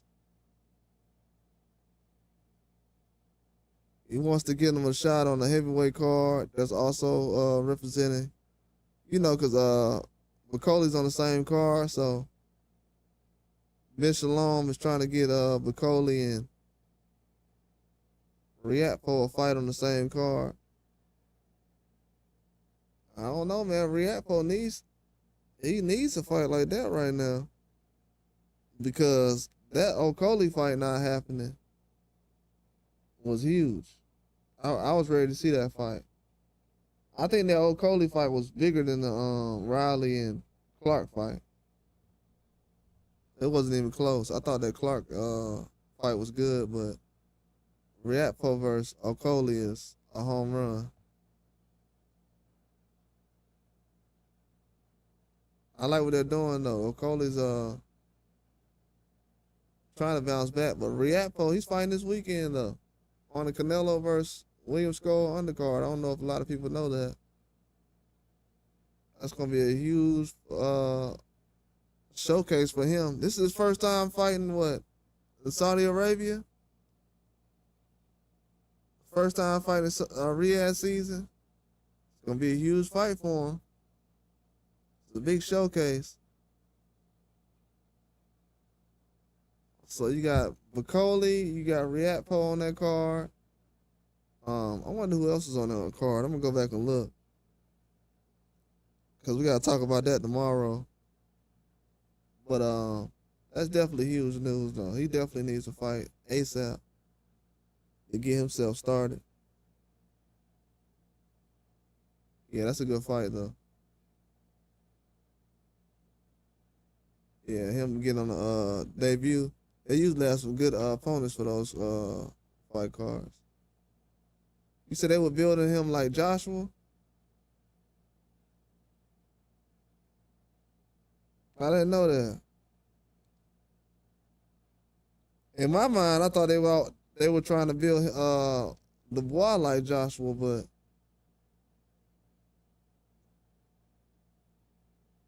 it's kind of hard to do that with Dubois.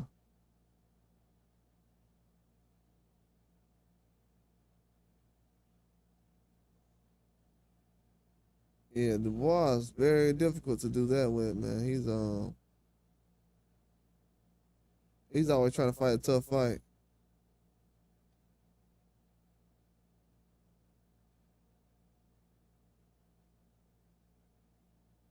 Dude is not waiting around.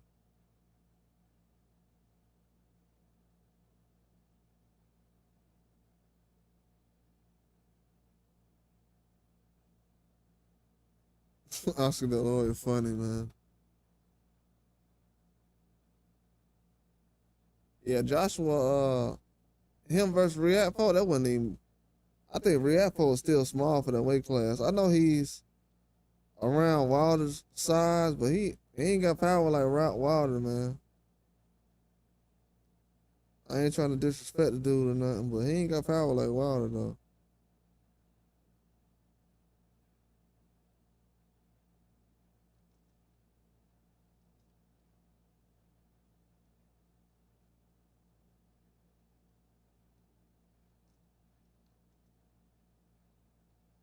Yeah, but I think Riatpo is he's a good fighter though. I definitely don't think he's trash.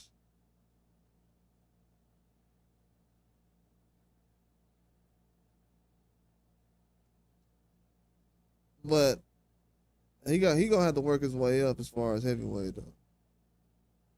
Cause I think Okolie's bigger than him.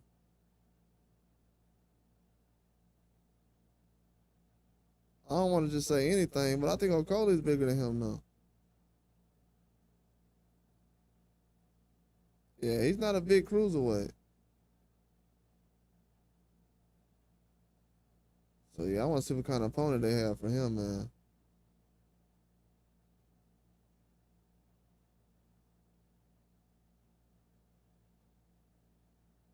Yeah, I can't wait to see these fights this weekend, though, man. Ryan Garcia is he's trying to hold the spot he's in right now as far as being a headliner, a guy who's fighting on Cinco de Mayo weekend. He's headlining on Cinco de Mayo weekend. So, you know, as far as the history of boxing, if you do that, that means you're one of the best.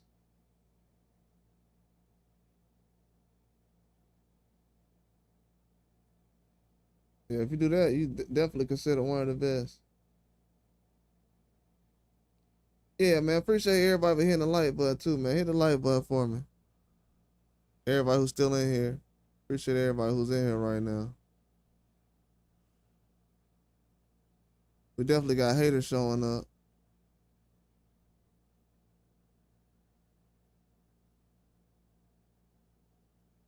Definitely got the haters showing up. Boxing got the most haters.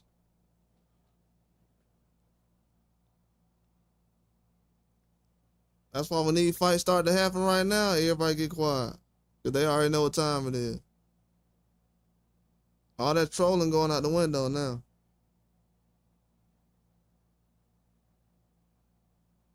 Y'all see it's less and less trolling been going on lately.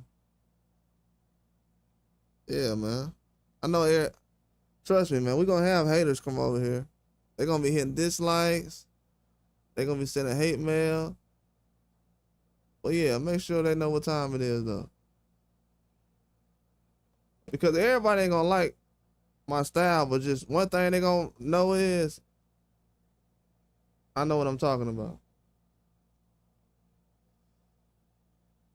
Two different kind of people out here. It's people that want to be liked, and it's people who just want to tell the truth. And everybody don't want to tell the truth. Especially when it comes to boxing, which is pathetic. Boxing ain't even nothing serious for real.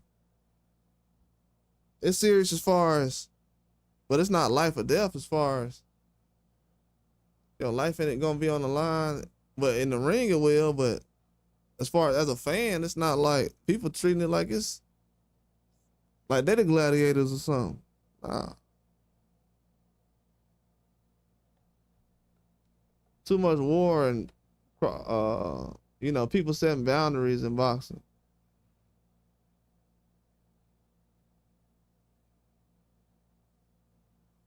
That's why we gotta have this fight with Ryan and Rolly right now.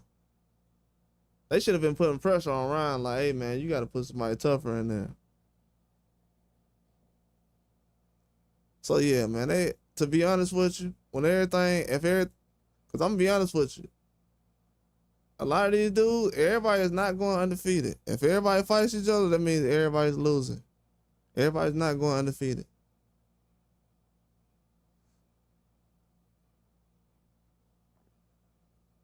As long as everybody remember that, we're gonna be good. You're gonna enjoy boxing, but everybody's not going undefeated though.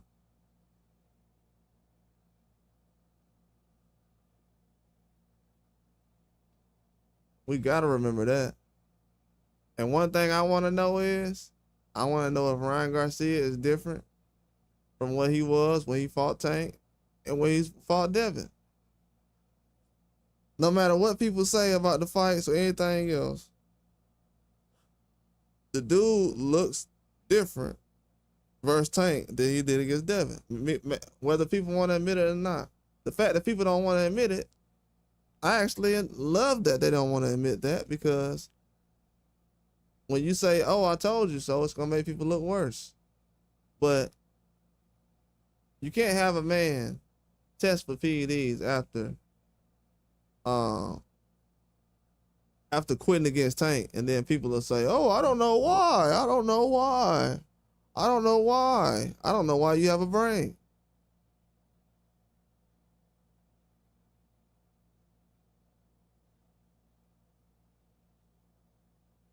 You know what I'm saying? So they just threw dirt on a young man. That's all they did.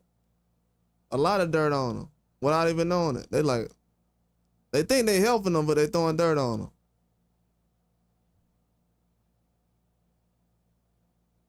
They don't even know it. cause he ain't gonna be fighting Devin Haney for the rest of his life. I think the Rolly thing is kind of like, it's a positive, it's a plus, because if this was Boots Ennis or something, it wouldn't be no, oh, I guarantee you gonna get a knockout. It wouldn't be no guarantee or nothing. So that's why I said, like, he's still buying time right now with this fight. That's why I said Rolly has to show up, because you're jumping out there in the middle of some of the biggest things that's going on in boxing right now. You like, yeah, I'll fight Ryan. Like, bro, this ain't the time to be sitting up here trying to get no paydays. Produce, be getting up there. Because not only is Rolly fighting Ryan, he's fighting the guy who he was friends with. You know what I'm saying? So how could and I'm being real, I don't know for sure if this dude is trying to go out there and beat Ryan with all his might. Anybody who says they believe that is full of crap. I don't know if Rolly Romero is going all out there to try to beat Ryan Garcia and knock him out.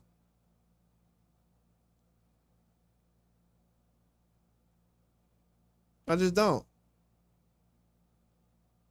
I've seen people question fighters who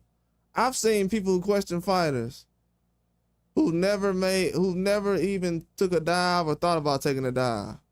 But they've went against fighters. I'm gonna give an example. People have not liked Wilder so bad they said Malik Scott took a dive. People have not liked Terrence Crawford so bad they say he took a dive.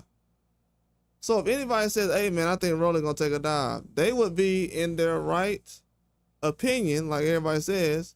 Their opinion would be fair. Because he's a guy that's fighting a friend. He has no real animosity towards this guy.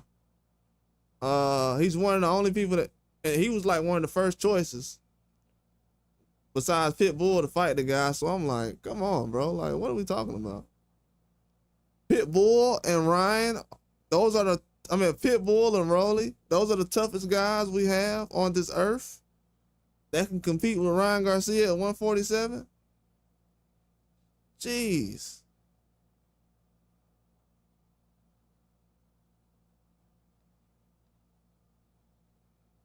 That's what I was saying. So that's the only complaints I have. Other than that, I'm gonna sit back and enjoy the fight, but people have to be real about the situation. I definitely don't like that. The fact that he jumped out here and did that, if he doesn't go out here and give a complete effort to win this fight, and he looked bad in his last fight, I'm gonna just enjoy the knockout, man. Whoever gets a knockout, if one comes. But I didn't like that though. I definitely didn't like that. Rolly jumping in the mix right now for this fight is a waste of time, man. It just is. But also, like I said earlier, people talking about why the fight between Ryan, Devin Haney. I don't know if everybody's seen the trailer. Did y'all see the trailer already? I think we put it up. Then we pinned it at the top. I don't think I put the trailer up here. I put the press conference. But if everybody they didn't see the trailer, they had a trailer that came out promoting the Rolly and Ryan Garcia fight. And Rolly and Ramirez are nowhere to be found in that trailer, except at the end. And it was mostly Ryan Garcia and Haney, because that's the fight that was supposed to happen next. Telling y'all, man. I don't like the picks. I've been watching boxing a long time, bro. I've never picked a scared fighter in my life. It might not be the guy that's going to win, but I've never picked a scared fighter. A fighter who's scared,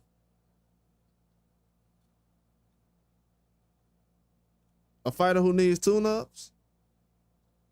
Now, mind you, Earl Spence had a car wreck, but he ain't get no tune-up to fight certain guys, to fight champions.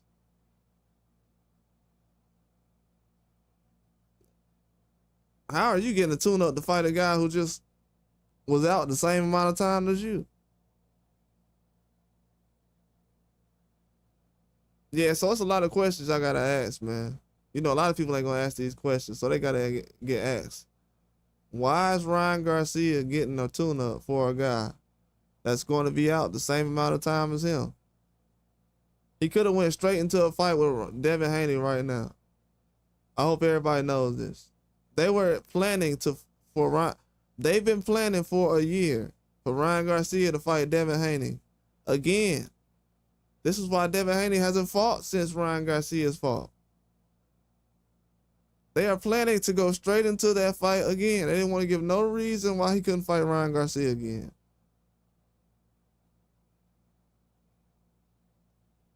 So yeah, Ryan Garcia better show up. He better look like he did that last fight.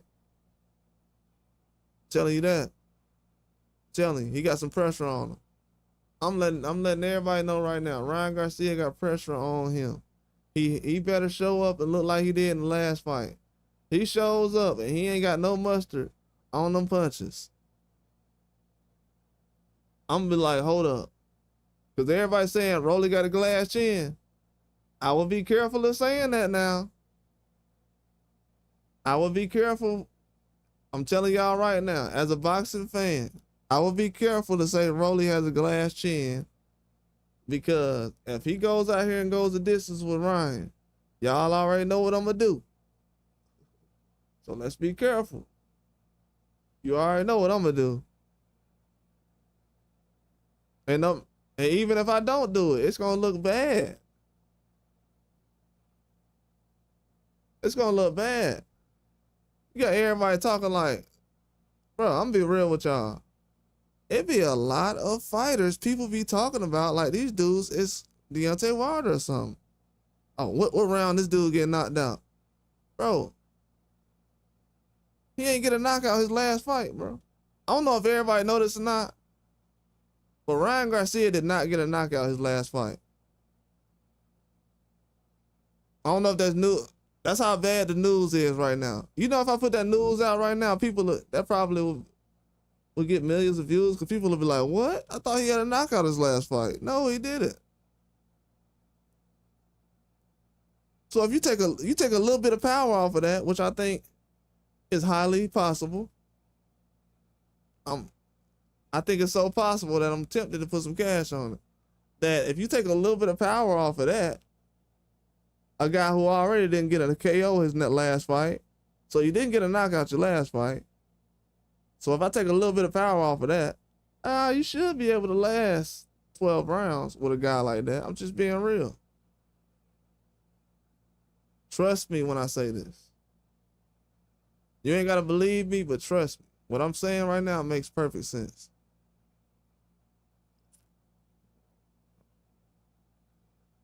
It makes totally perfect sense.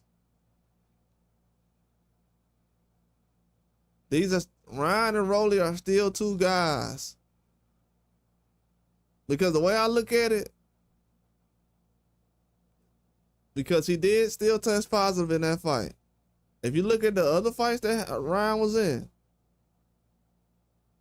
he's not outboxing people in fights. So if he doesn't get the knockout shot, he's not going to go in there throwing a whole bunch of punches like Pitbull or something like that.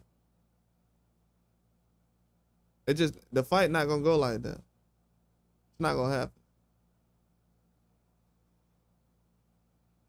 And I'm going to tell you something too, man. I don't know if it's his clothes he's wearing, but he looks super skinny, bro. Man, he looks skinny. And I'm just saying this because this is stuff you have to talk about. I know everybody's going to have a whole bunch of things they're going to say as far as, oh, the knockout dead and, the left hook's coming and everything else. I'm telling you right now, I want y'all to do a trivia question. Go look at all the old predictions Ryan Garcia had when he was fighting Duarte and all these other guys and see how much you hear about a left hook. He said, Rolly versus Ryan, somebody getting dropped. I don't know, bro. I'm not too sure. I said the same thing, but I'm not too sure, bro. I'm just not too sure. I thought that last week for Eubanks and the Conor Ben, but then I had thought about it. I went with going the distance with that fight. I should have went with Anthony Yard going the distance. Versus I mean, I'm not here to talk anybody out as far as going with the knockout. I mean, I would love if everybody bets on a knockout. And it uh as far as that. But I'm just saying as far as the knockout being guaranteed to come, nah. Nah, I can't roll with that one.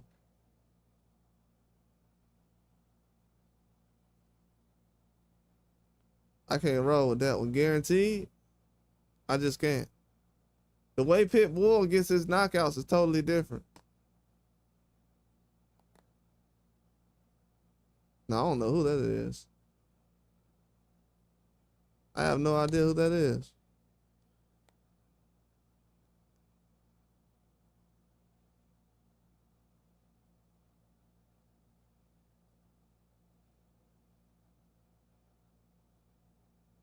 He said autoplay. Oh, shout out to Diamond Prince.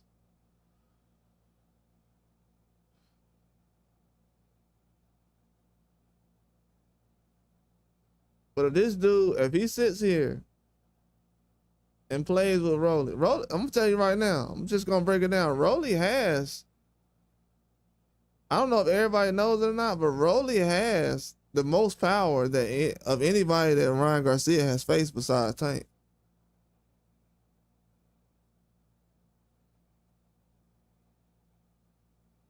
I'll take it a step further. Besides Ryan and I hate to say this, besides Ryan and besides Tank and Devin, Rolly is probably the best person in Ryan's face. Nobody thinks he's a superior boxer. So why is he in this position? Because he has a lot of power, right? Okay. So he has crazy power to the point where he's in a main event fight with Ryan Garcia. Because his skills, as far as his boxing skills, he's not known for. So it has to be the power, right? Okay. That means he has enough power to have a chance against Ryan Garcia as far as a knockout. Because if I go to Vegas odds and they say, oh, Rolly is plus 2,000, I'm like, oh, okay. You know what I'm gonna be doing? If Rolly is plus 2,000, as far as a knockout, I don't know if anybody knows it or not, but I'm gonna be betting. Matter of fact, I'm finna look it up right now while we're on here. If they talking crazy as far as these numbers with Rolly and Ryan, yeah, exactly. They got Rolly plus 800 for the knockout. They ain't crazy. They crazy, but they ain't crazy. They saying Rolly is plus 1,800 for a decision. Plus 1,800 for a decision. 2,000 for a draw. You know what I'm saying? If it makes it to the 6th round, minus 170. Man, in most fights, that's a layup, bro. But in this fight, I don't know. What y'all think it's gonna make it to the 6th round? That's a nice number. It's a nice number. But I'm just being real. The dude, he has to be able to. People have to look at it and realize, cause I'm gonna be honest with you. The way I am, once Sunday gets here, if it's anything I'm saying right now, I just won't repeat it. It'll be old news to me. That's why I'm saying it now, because if this man goes out here and goes 12 with this guy, I'm gonna be talking about the other things I'm not talking about right now, but it won't be the same thing.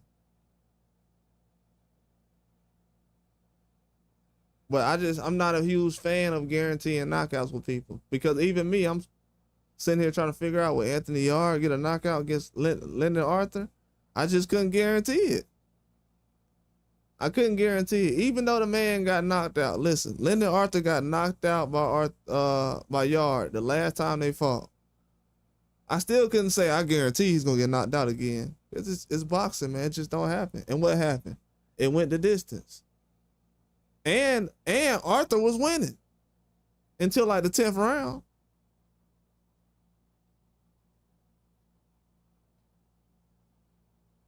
So yeah, man.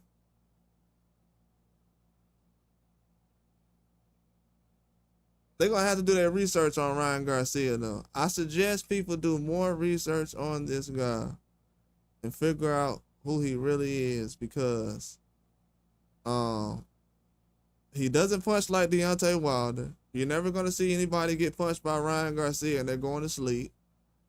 They usually get hit and that hurts, but they're not going to sleep and just they're snoring and laid out like it's not like that. Then he's not putting people to sleep like Tank Davis. So we got to realize what kind of power this is. This is, oh, hurt you, ow, ouch. This is that kind of power. This isn't a guy. This isn't the type of power you call the ambulance. Like, oh, hurry up. It's not that type of power. So it's two different types of power. People have to realize that. First of all, you gotta know what you're looking at. And then you have to also realize that he's moving up in weight. So he's been beating up on smaller guys. And then the weird part is he's fighting a guy who's been in the same weight class as him. So that guy been weight drained himself. That gotta be the only reason you're moving up.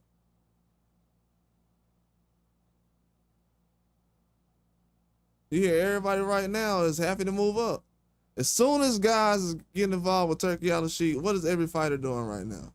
They moving up. Now everybody, oh, let me go to this weight class. Let me go to this weight class. Now everybody want to move up.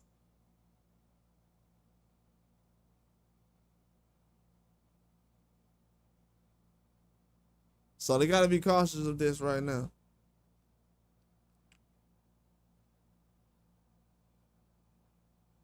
You said Teofimo too much for Barboza. Yeah, but I haven't seen a good fight from Teofimo since the last time I was impressed by Teofimo was probably, let me see.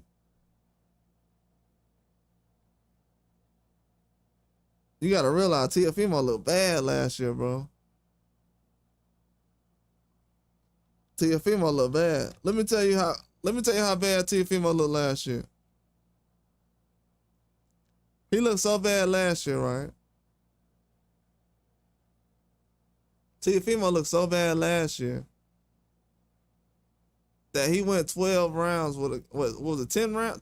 12 rounds, right? With a guy who has like 10 losses. And he looked like he lost the fight.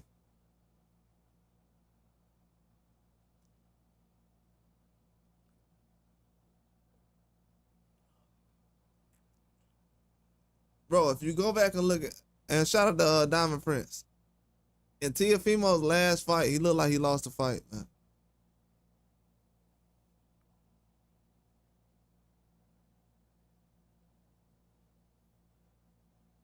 I don't know if you've seen the last fight. Go back and look at Teofimo's last fight, though. He looked like he lost the fight.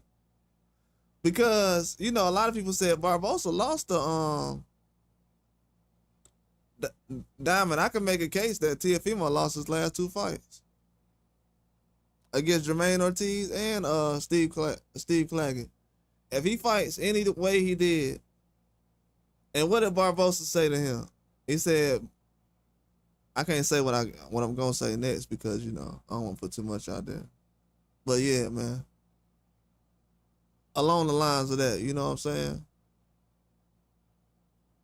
Yeah, Teofimo, he's just not jabbing, bro. Like, Teofimo has it set up the knockout. You got to realize Teofimo sets up the knockout. That's why he always used to sit there and he didn't throw that many punches. He'll set the knockout up But he doesn't set up. He don't set it up no more. Ever since that Kambosos fight, telling you. And the crazy part about it is he even said that recently he struggles since the Kambosos fight. So I was like, man. But I just don't like Teofimo in this fight because Barboza is the only fighter I know that fights like Kambosos, as far as in my mind. And that's a guy that Teofimo don't want to box. And even George Kambosos' father said recently. I'm gonna see if I can find it. Hold on. I'll show you what George Kambosos' dad said recently.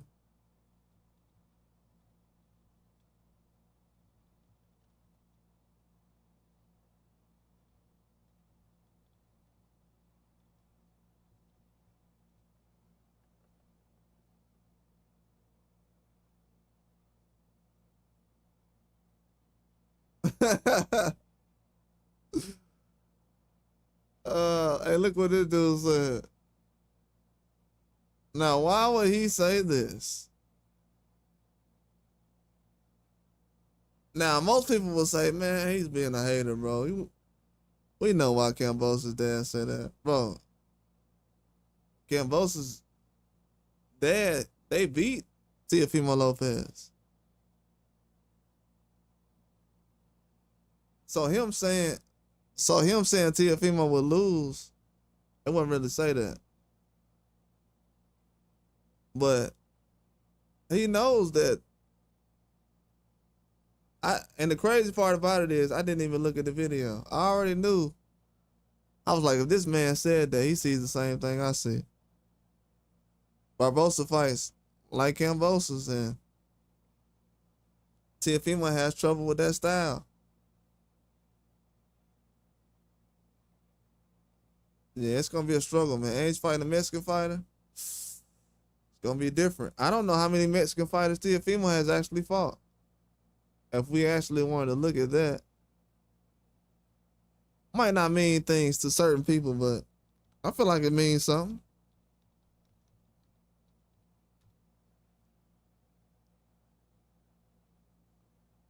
Let me see. Go through.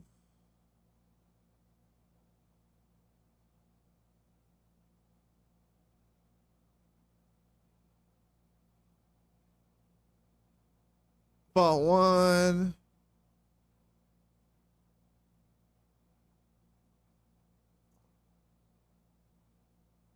He's fought a couple. He's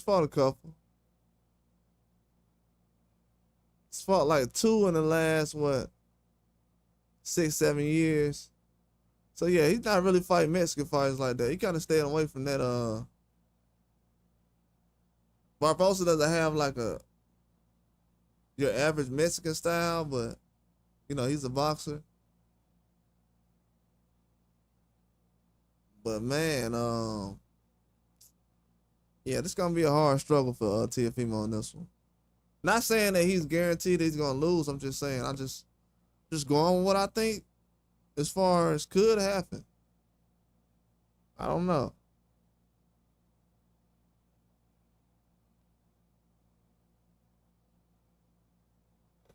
You know what I'm saying? I definitely could be wrong on there. I wouldn't be mad if I was wrong on that one. With Teofimo.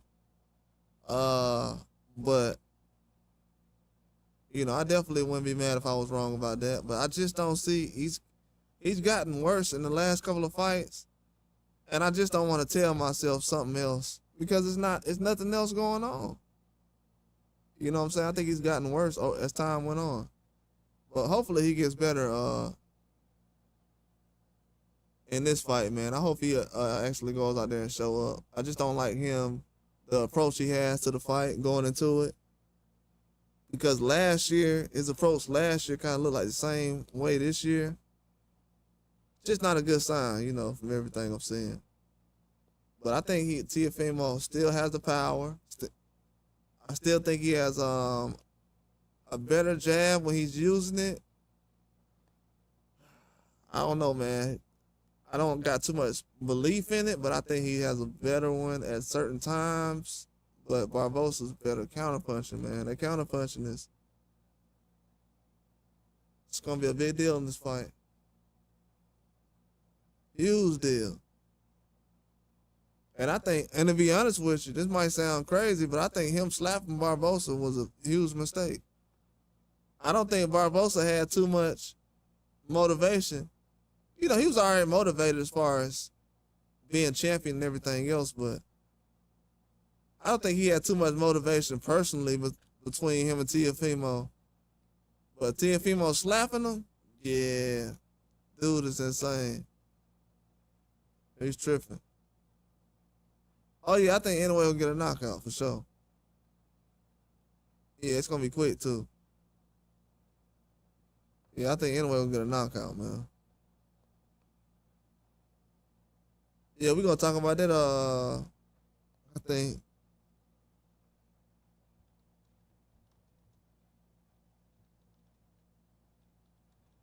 I think yeah, a couple days. Cause yeah, that is Sunday.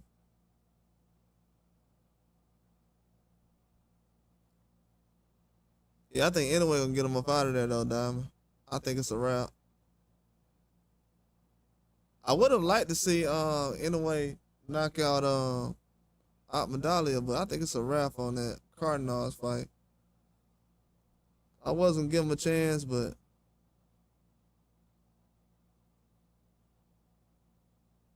I wasn't giving Inoue a chance to go the distance. But come on, man, not in this fight.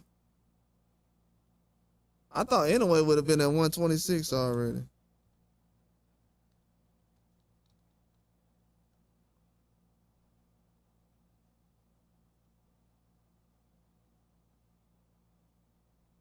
Yeah, I thought he would have been at 126. Yeah, Cardinals, he already has a loss. Never been stopped before. Lost a long, long time ago. Man, the guy he lost to was so trash though.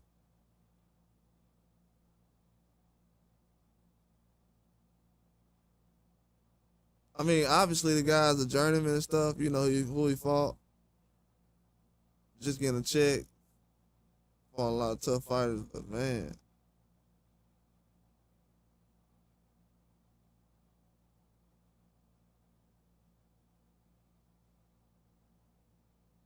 Hey, Cardinal lost to this dude. I can't believe he lost to this guy. He lost to a guy with 26 losses.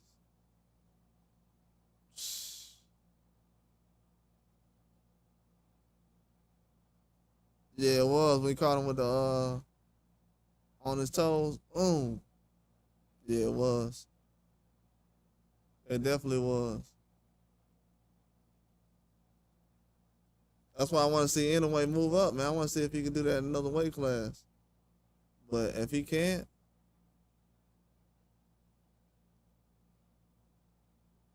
he might be limited. Because the crazy part is, right? I'm gonna tell you what the crazy part is, Christian.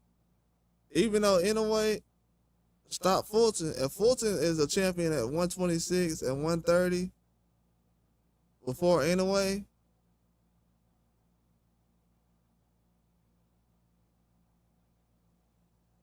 that's a big deal.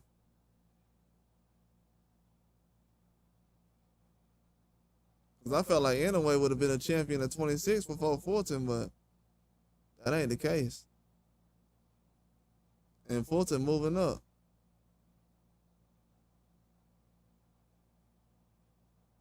So that shows that Fulton was really weight drained when he fought him. He's moving up to 130 already. But you know, you got to make the fight happen. When you have a chance to make a fight like that happen, you got to make it happen. No matter how drained you are. In certain cases, like with Fulton, that's what Spence did.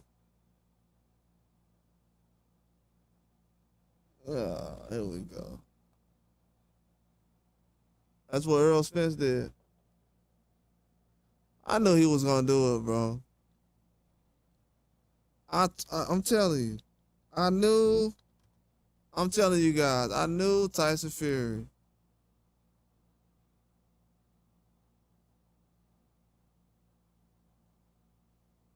I knew Tyson Fury was going to post something about returning.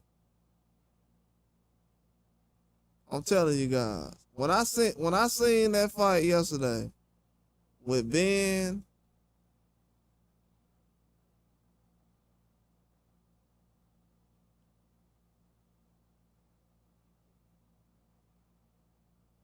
when I seen that fight with Carter Ben and Eubanks, I said, watch out. He fighting this Sunday. He fighting again already. Yeah, that's crazy. He said Emilio Vargas, bro. I'm glad you brought that up, bro. What weight class is his brother in? Hey, do you know what Diamond? Do you know what weight class Armando Vargas is in? The one who fought Saturday? What weight class is he in? Is he a 35 or 40? What weight class is Armando Vargas in?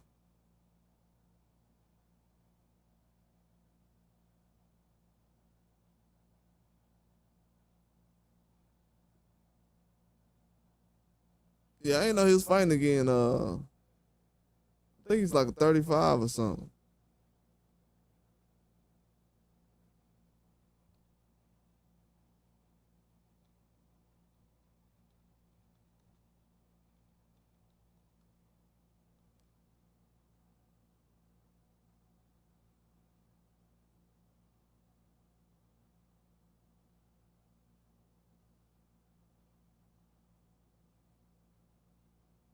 He just fought recently. Oh, okay. I see. He's fighting somebody. Um, yeah, he's fighting a guy who's has a decent record, but man, he got some bad losses though.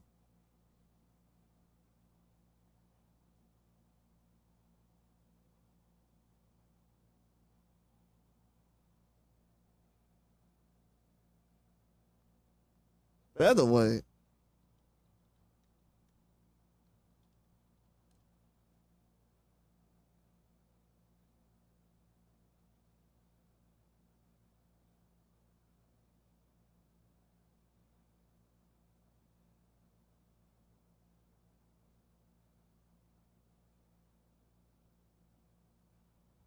He featherweight for real?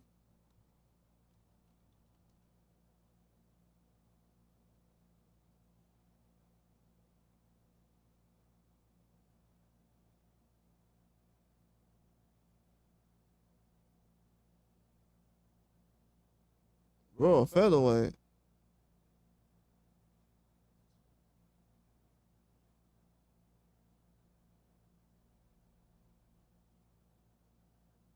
Hey, I thought he was like a 130 or something. Oh, nah, no way he can fight Keyshawn there. All the time Keyshawn them fighting the Vargas brothers fighting the Keyshawn yeah, he's too small. He's only a featherweight. Oh man.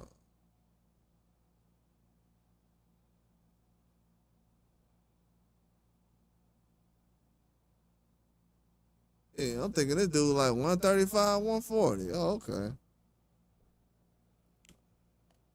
That's why I was saying this weekend we was fighting the guy. I'm like, bro, he don't look that big.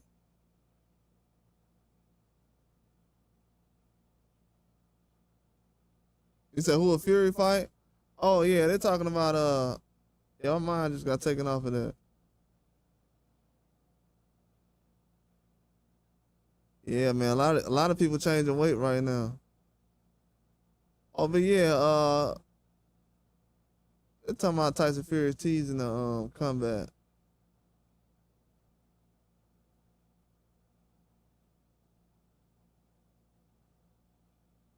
I knew he was gonna do something like that after the Conor Ben and the other fight with Conor Ben and Eubank. It's something about that spotlight, buddy.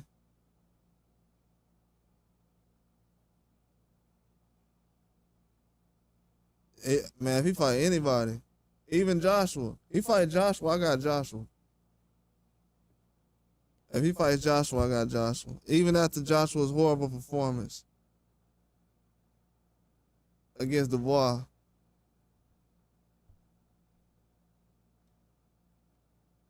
Tyson Fury just never in his career has proved to me that he can fight the big guys his size and dominate.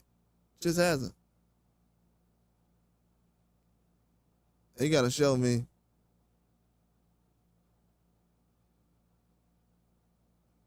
Because what we're going to find out over the next couple of years, it's going to be a lot of these guys creeping out the back door without taking a tough fight. They'll take 1 or 2 fights, get their money, and go. But yeah, I don't want him to come out of retirement, man. I think he's doing this for the spotlight more than anything. You don't sit around here, retire after the Usyk fight, then say, hey, man, I'm coming back. Okay.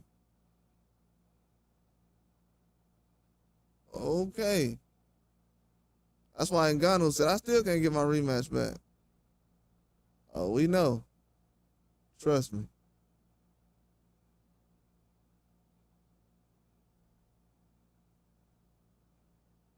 He said weird stuff? Yeah, he said it's actually some homosexual stuff he says, but that's a whole nother conversation.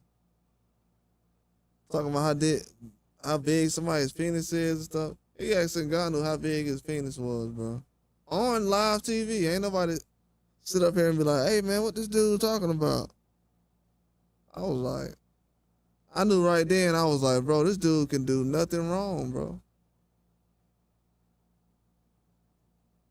This man, ask him how big his junk was on TV.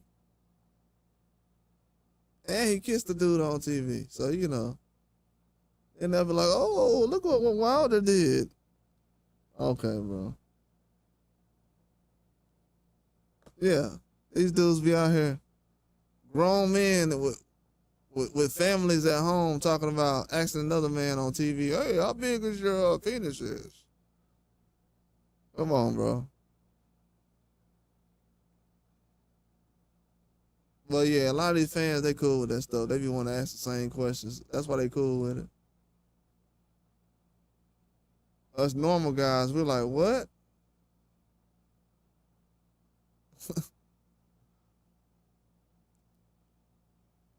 But yeah, man. But other than that, though, the guy, he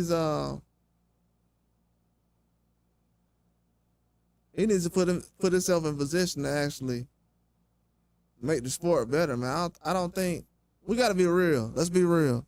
A lot of these fighters right now, they're not making the sport better.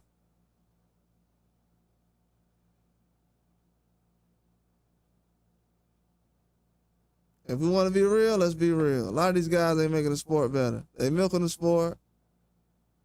They ain't bringing nothing to the table.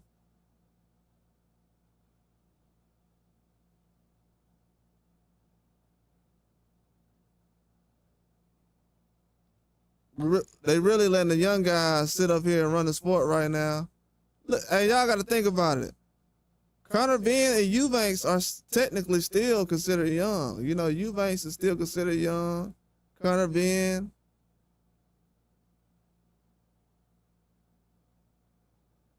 So it's like a lot of these guys are still young. That's stepping up to the table, putting on these, you know, fights that the fans want to see. But you know, Tyson Fury's not putting together a fight that the fans want to see. So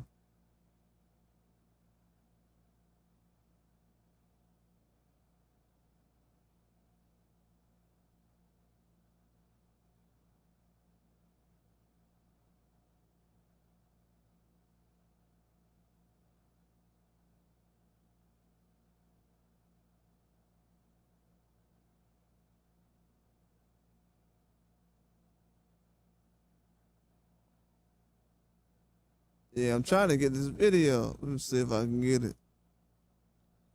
Yeah, they got Tyson Fury in the gym with Sugar Hill.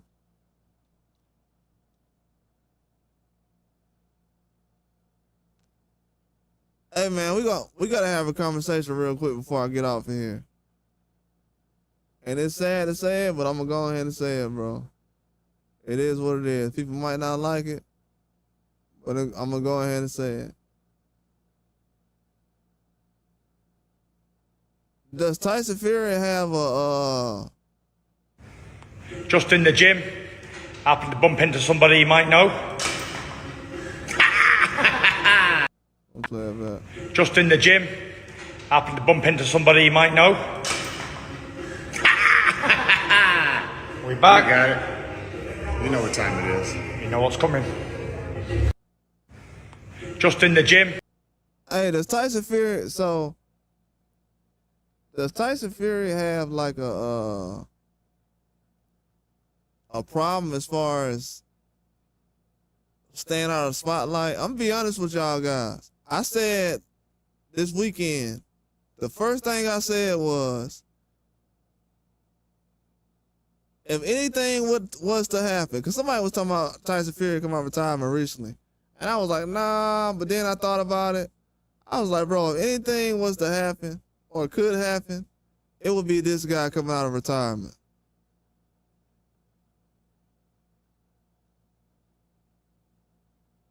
I said it would be this guy coming out of retirement. If I could see anything weird happening right now, it would be him coming out of retirement. And my only thing is this right here. And I don't have no problem with a guy thinking he needs to come out of retirement. My only thing is this right here. Why are you doing that?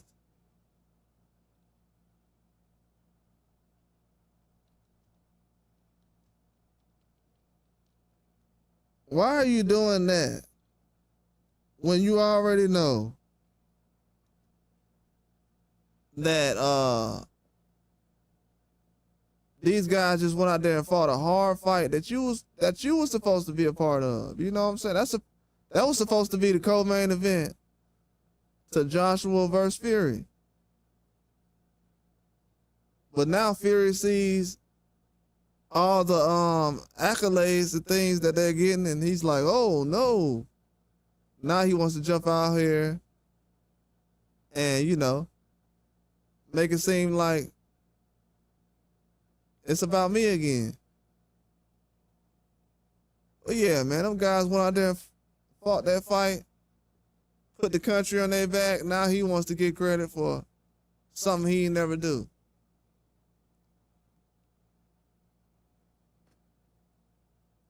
I'm telling you, man, all the people they call haters, fans they're gonna realize one day, oh man, that guy was telling the truth. Now I'm just wondering, is anybody gonna sit up here and ask, hey man, why is Tyson Fury doing this 2 days after Eubanks and Ben just fought? Where's all this motivation he got right now? Now, I'm going to tell y'all this. Leading up to the Usyk fight, the second Usyk fight, he wasn't doing all this. Bro, do y'all remember this dude didn't even want to do the public, what was it, the workout, whatever it was? The media workout, he didn't even want to do it. Dude was like, he didn't throw not one punch. You 2 or 3 days away from a rematch and you over there pouting like, I ain't finna throw a punch. Man, this dude's a baby, man. He's spoiled, man. He's been spoiled in the sport of boxing. You won't find 10 boxers that have been spoiled the way this guy has. You won't find 10 boxers. This man has not carried the sport of boxing. He showed up when Deontay Wilder set boxing on fire, and he left when it got quiet. That's it. That's all he did. He didn't contribute anything to sport. None. Zero. Zilch. People got to be responsible. Y'all got to quit. Hey, in the sport of boxing, man, these media people, hey, they got to quit. They got to stop creating big name fighters that they don't want to talk about later on. It's like nobody wants to talk about this guy no more. But the entire time they was over here like, yeah, man, he's gonna do this and this and this and like, stop it, man. The thing about it is, I don't care who the fans or the media pick that's gonna represent boxing, but don't be getting guys that's gonna retire in the front of a pickup truck on a Tuesday or something like that. Like, just don't get fighters in the sport of boxing. You know what I'm saying? All these accolades and things, and they can't even carry the sport. And people had the nerve to call guys the face of boxing. Really? Yeah, man, this guy's the face of boxing. The face of boxing? What?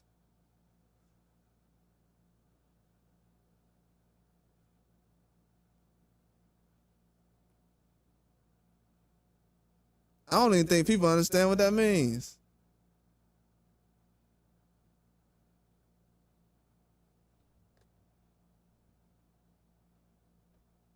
I honestly don't. But yeah, man, this guy better bounce back quick, bro. I'll tell you that right now. He said Blue Night Rise, good whiskey. I'm gonna try that.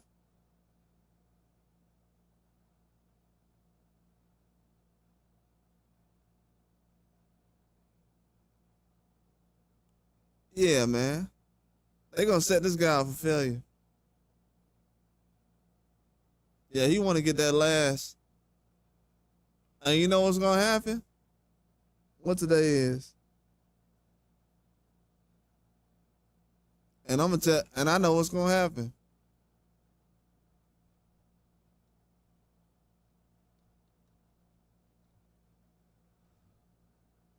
I ain't gonna say any more about that, but I'll say the rest of it.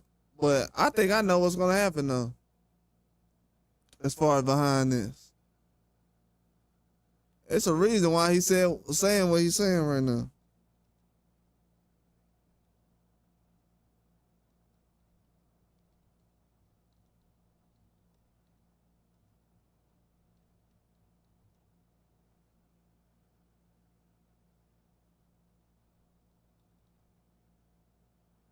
Yeah, man.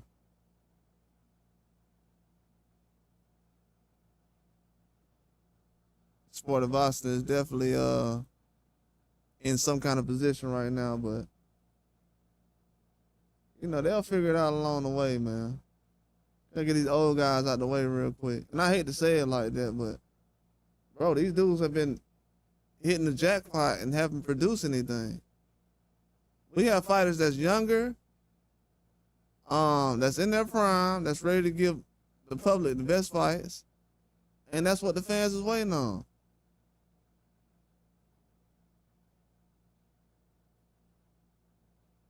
They're waiting on people to give the best fights, man. All this other stuff, people are not really paying attention to it.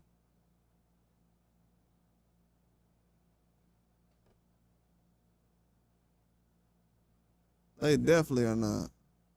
Tyson Fury trying to go out here and steal the shine of Eubanks and Conor Ben. I knew it, man.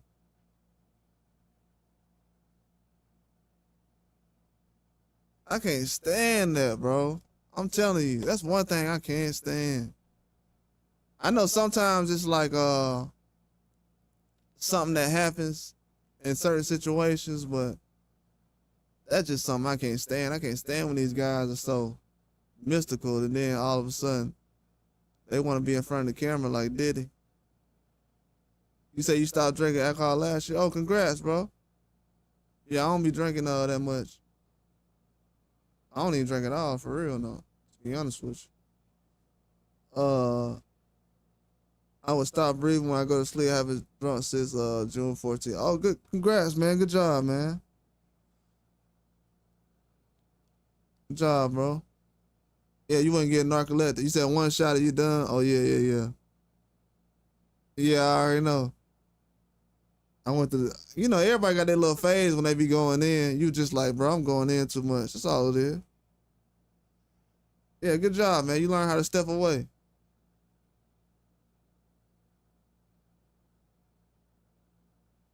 Yeah, congrats, man. Yeah, that happened to me. I had to stop at certain points, so yeah, I already know how it feels. It feels good, don't it? It's like, man, I can't believe I stopped. Yeah.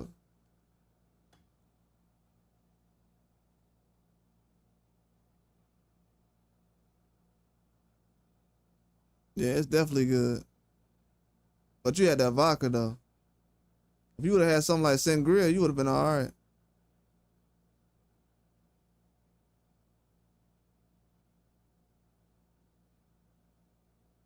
Yeah, sangria would have been good, but yeah, that's a good job though, man. It's always time to step away from something. He said, "Will it pot still?" Yeah, I had to learn that the hard way too.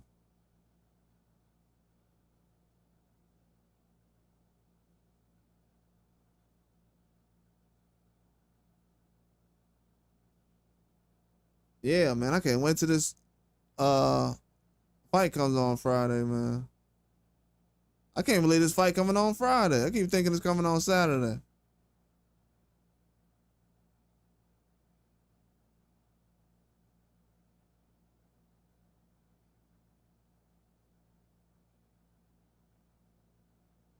Yeah, man, that dude Native Wild man be making some herbal teas and stuff. That's good for people who don't drink anymore and stuff like that. You should check it out.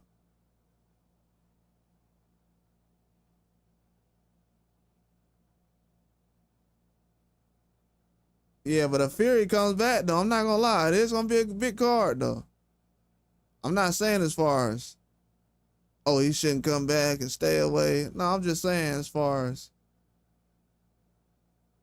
this man keeps jumping in and out the mix, bro. Y'all gotta understand that. Like this man he's been holding up everything the whole time.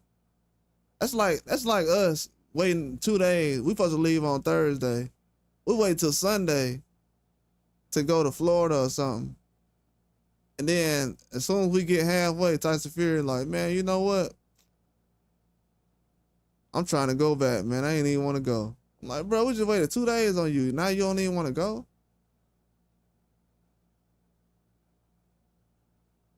So yeah, this man don't even know if he want to fight or not. He keep holding up fights.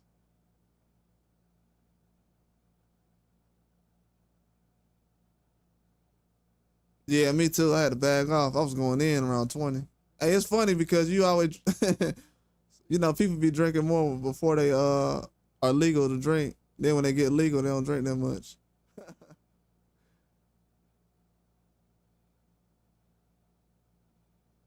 He said, always call a taxi. Yeah, you right. You right. You can always call one.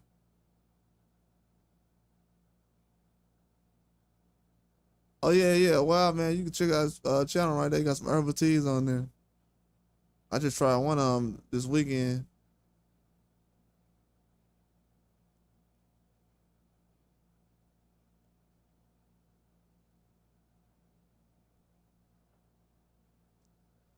Yeah, man. It's gonna be a serious fight card on this weekend though.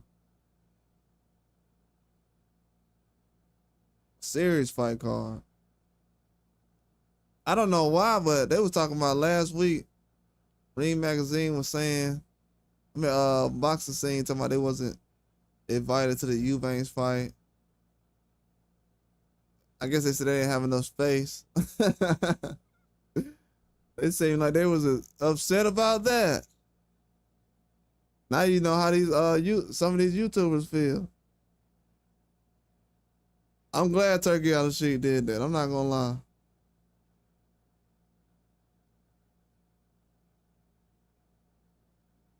Oh, you almost got 1,000 subscribers? Bet. Hold on.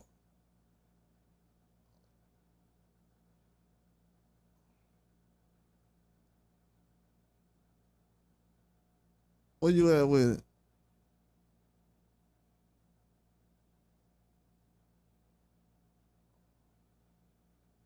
Oh, you at 972? Okay. Bet. I'm finna add you one more. You bet. Hold on. If they let me do it.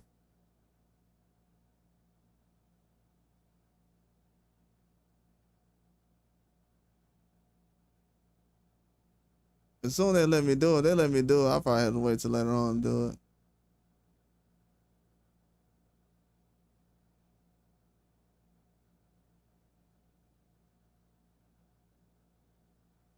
Yeah, man. He said we go to war all day when I hear okay. Oh yeah, you almost there, man. We're gonna try to get you up. We're gonna try to get you there.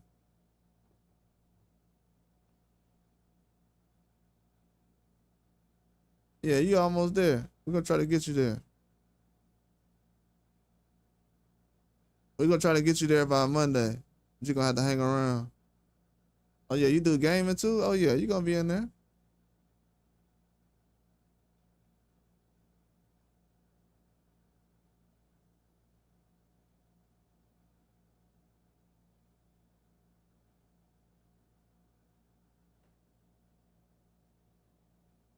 Yeah, you good, man. You just gotta keep posting. You're gonna be good.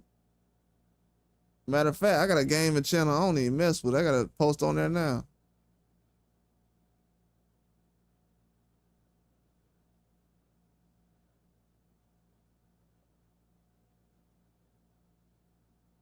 Yeah, I gotta post on there now, man.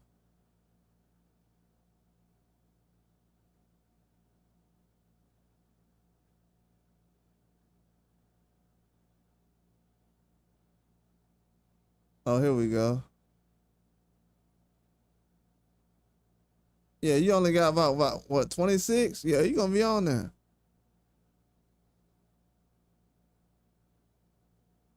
Yeah, you gonna be on there, man. But you gotta post. What, you be playing the game on PC? If you play the game on PC, man, I'll show you how to get the games on there. If you got a PC, I'll show you a video on how to post them on there. Yeah, it is. Sometimes, bro, it's hard though. You already know how that is. Cause sometimes you like, man, I'm gonna do that video, then 2 days go by, 5 days. Then it seems like it's a whole 4 months. You know, when you turn, bro, sometimes, you know, you look up, you be like, man, it's been a month since I posted. I did that like 2 days ago. I was like, man, it's been a month since I posted on, you know.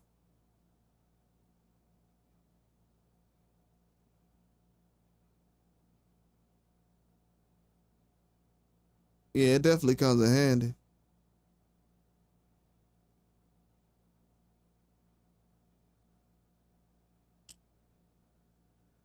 Yep. I think that yeah, you almost close though, man. You just gotta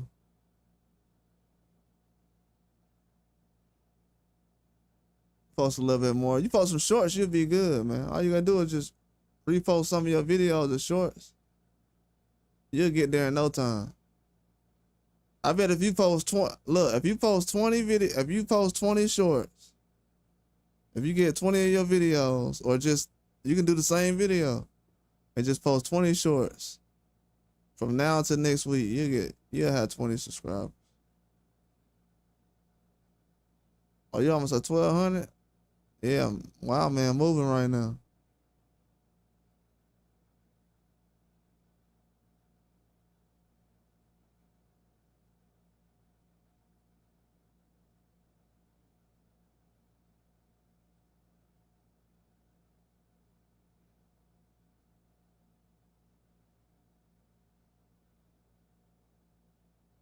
Man, I don't even know why this page is looking like that. This looks crazy. But yeah, yeah, you almost there though. You good. Yeah, I know they announced Usyk and Dubois today or yesterday. Wasn't too much news coming out other than that.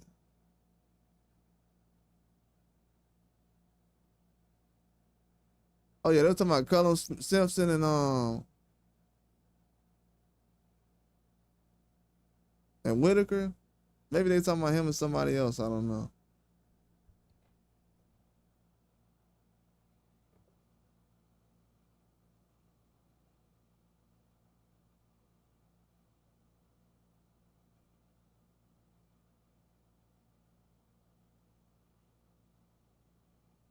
Yeah, it's nothing really new coming out. Yeah, it's nothing really new going on.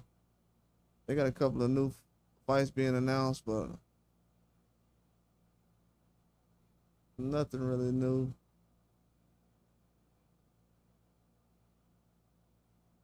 Oh yeah, they definitely are.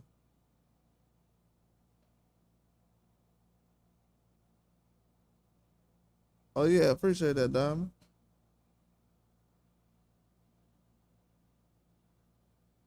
Yeah, appreciate that, man.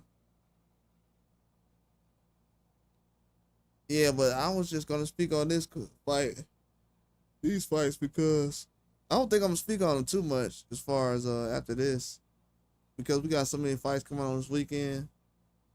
We've discussed literally Ryan Garcia, Teofimo, all these guys as much as we could up until this point. But I think unless we get new information, the only thing we can learn is like the other fights that's coming on this weekend, like Canelo and well, not him and Skull, but the fight card. And anyways, fight card too.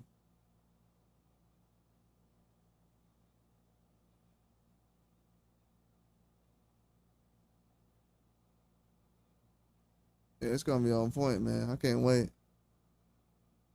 If anybody missed, well, it should. I don't know, man. I don't know about the numbers, but it should do a lot of numbers.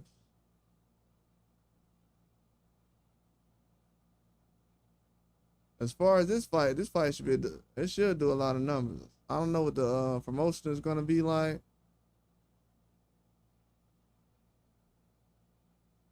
It should do a lot of numbers though.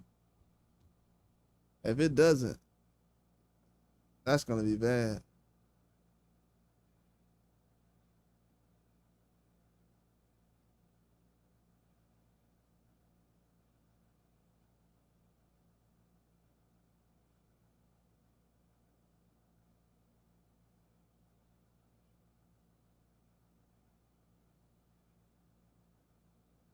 You said you gonna think Rolly's gonna be more dangerous than Haney was to Ryan. That power could possibly match up a little more dangerous. That's not a crazy statement to say. The way that power, I don't cause we seen Ryan in the ring with Tank when Tank displayed his power. Cause I think Tank's power caused Ryan more issues than just boxing skills. So if Rolly can catch Ryan in a position where he's able to hurt him with his power, because if Rolly just catches Ryan in a tough position a couple of times, that'll keep Ryan from trying to be aggressive. You're not gonna try to go in there and knock him out if he's having trouble.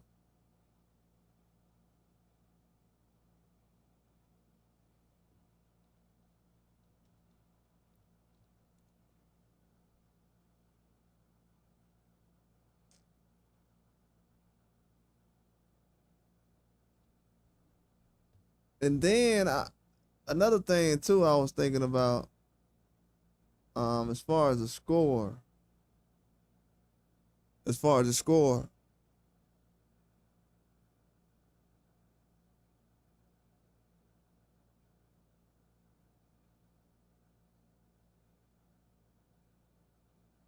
yeah, because I don't know, man. I can't really. It's hard to gauge off of Ryan's recent fights where he's at, man. It really is.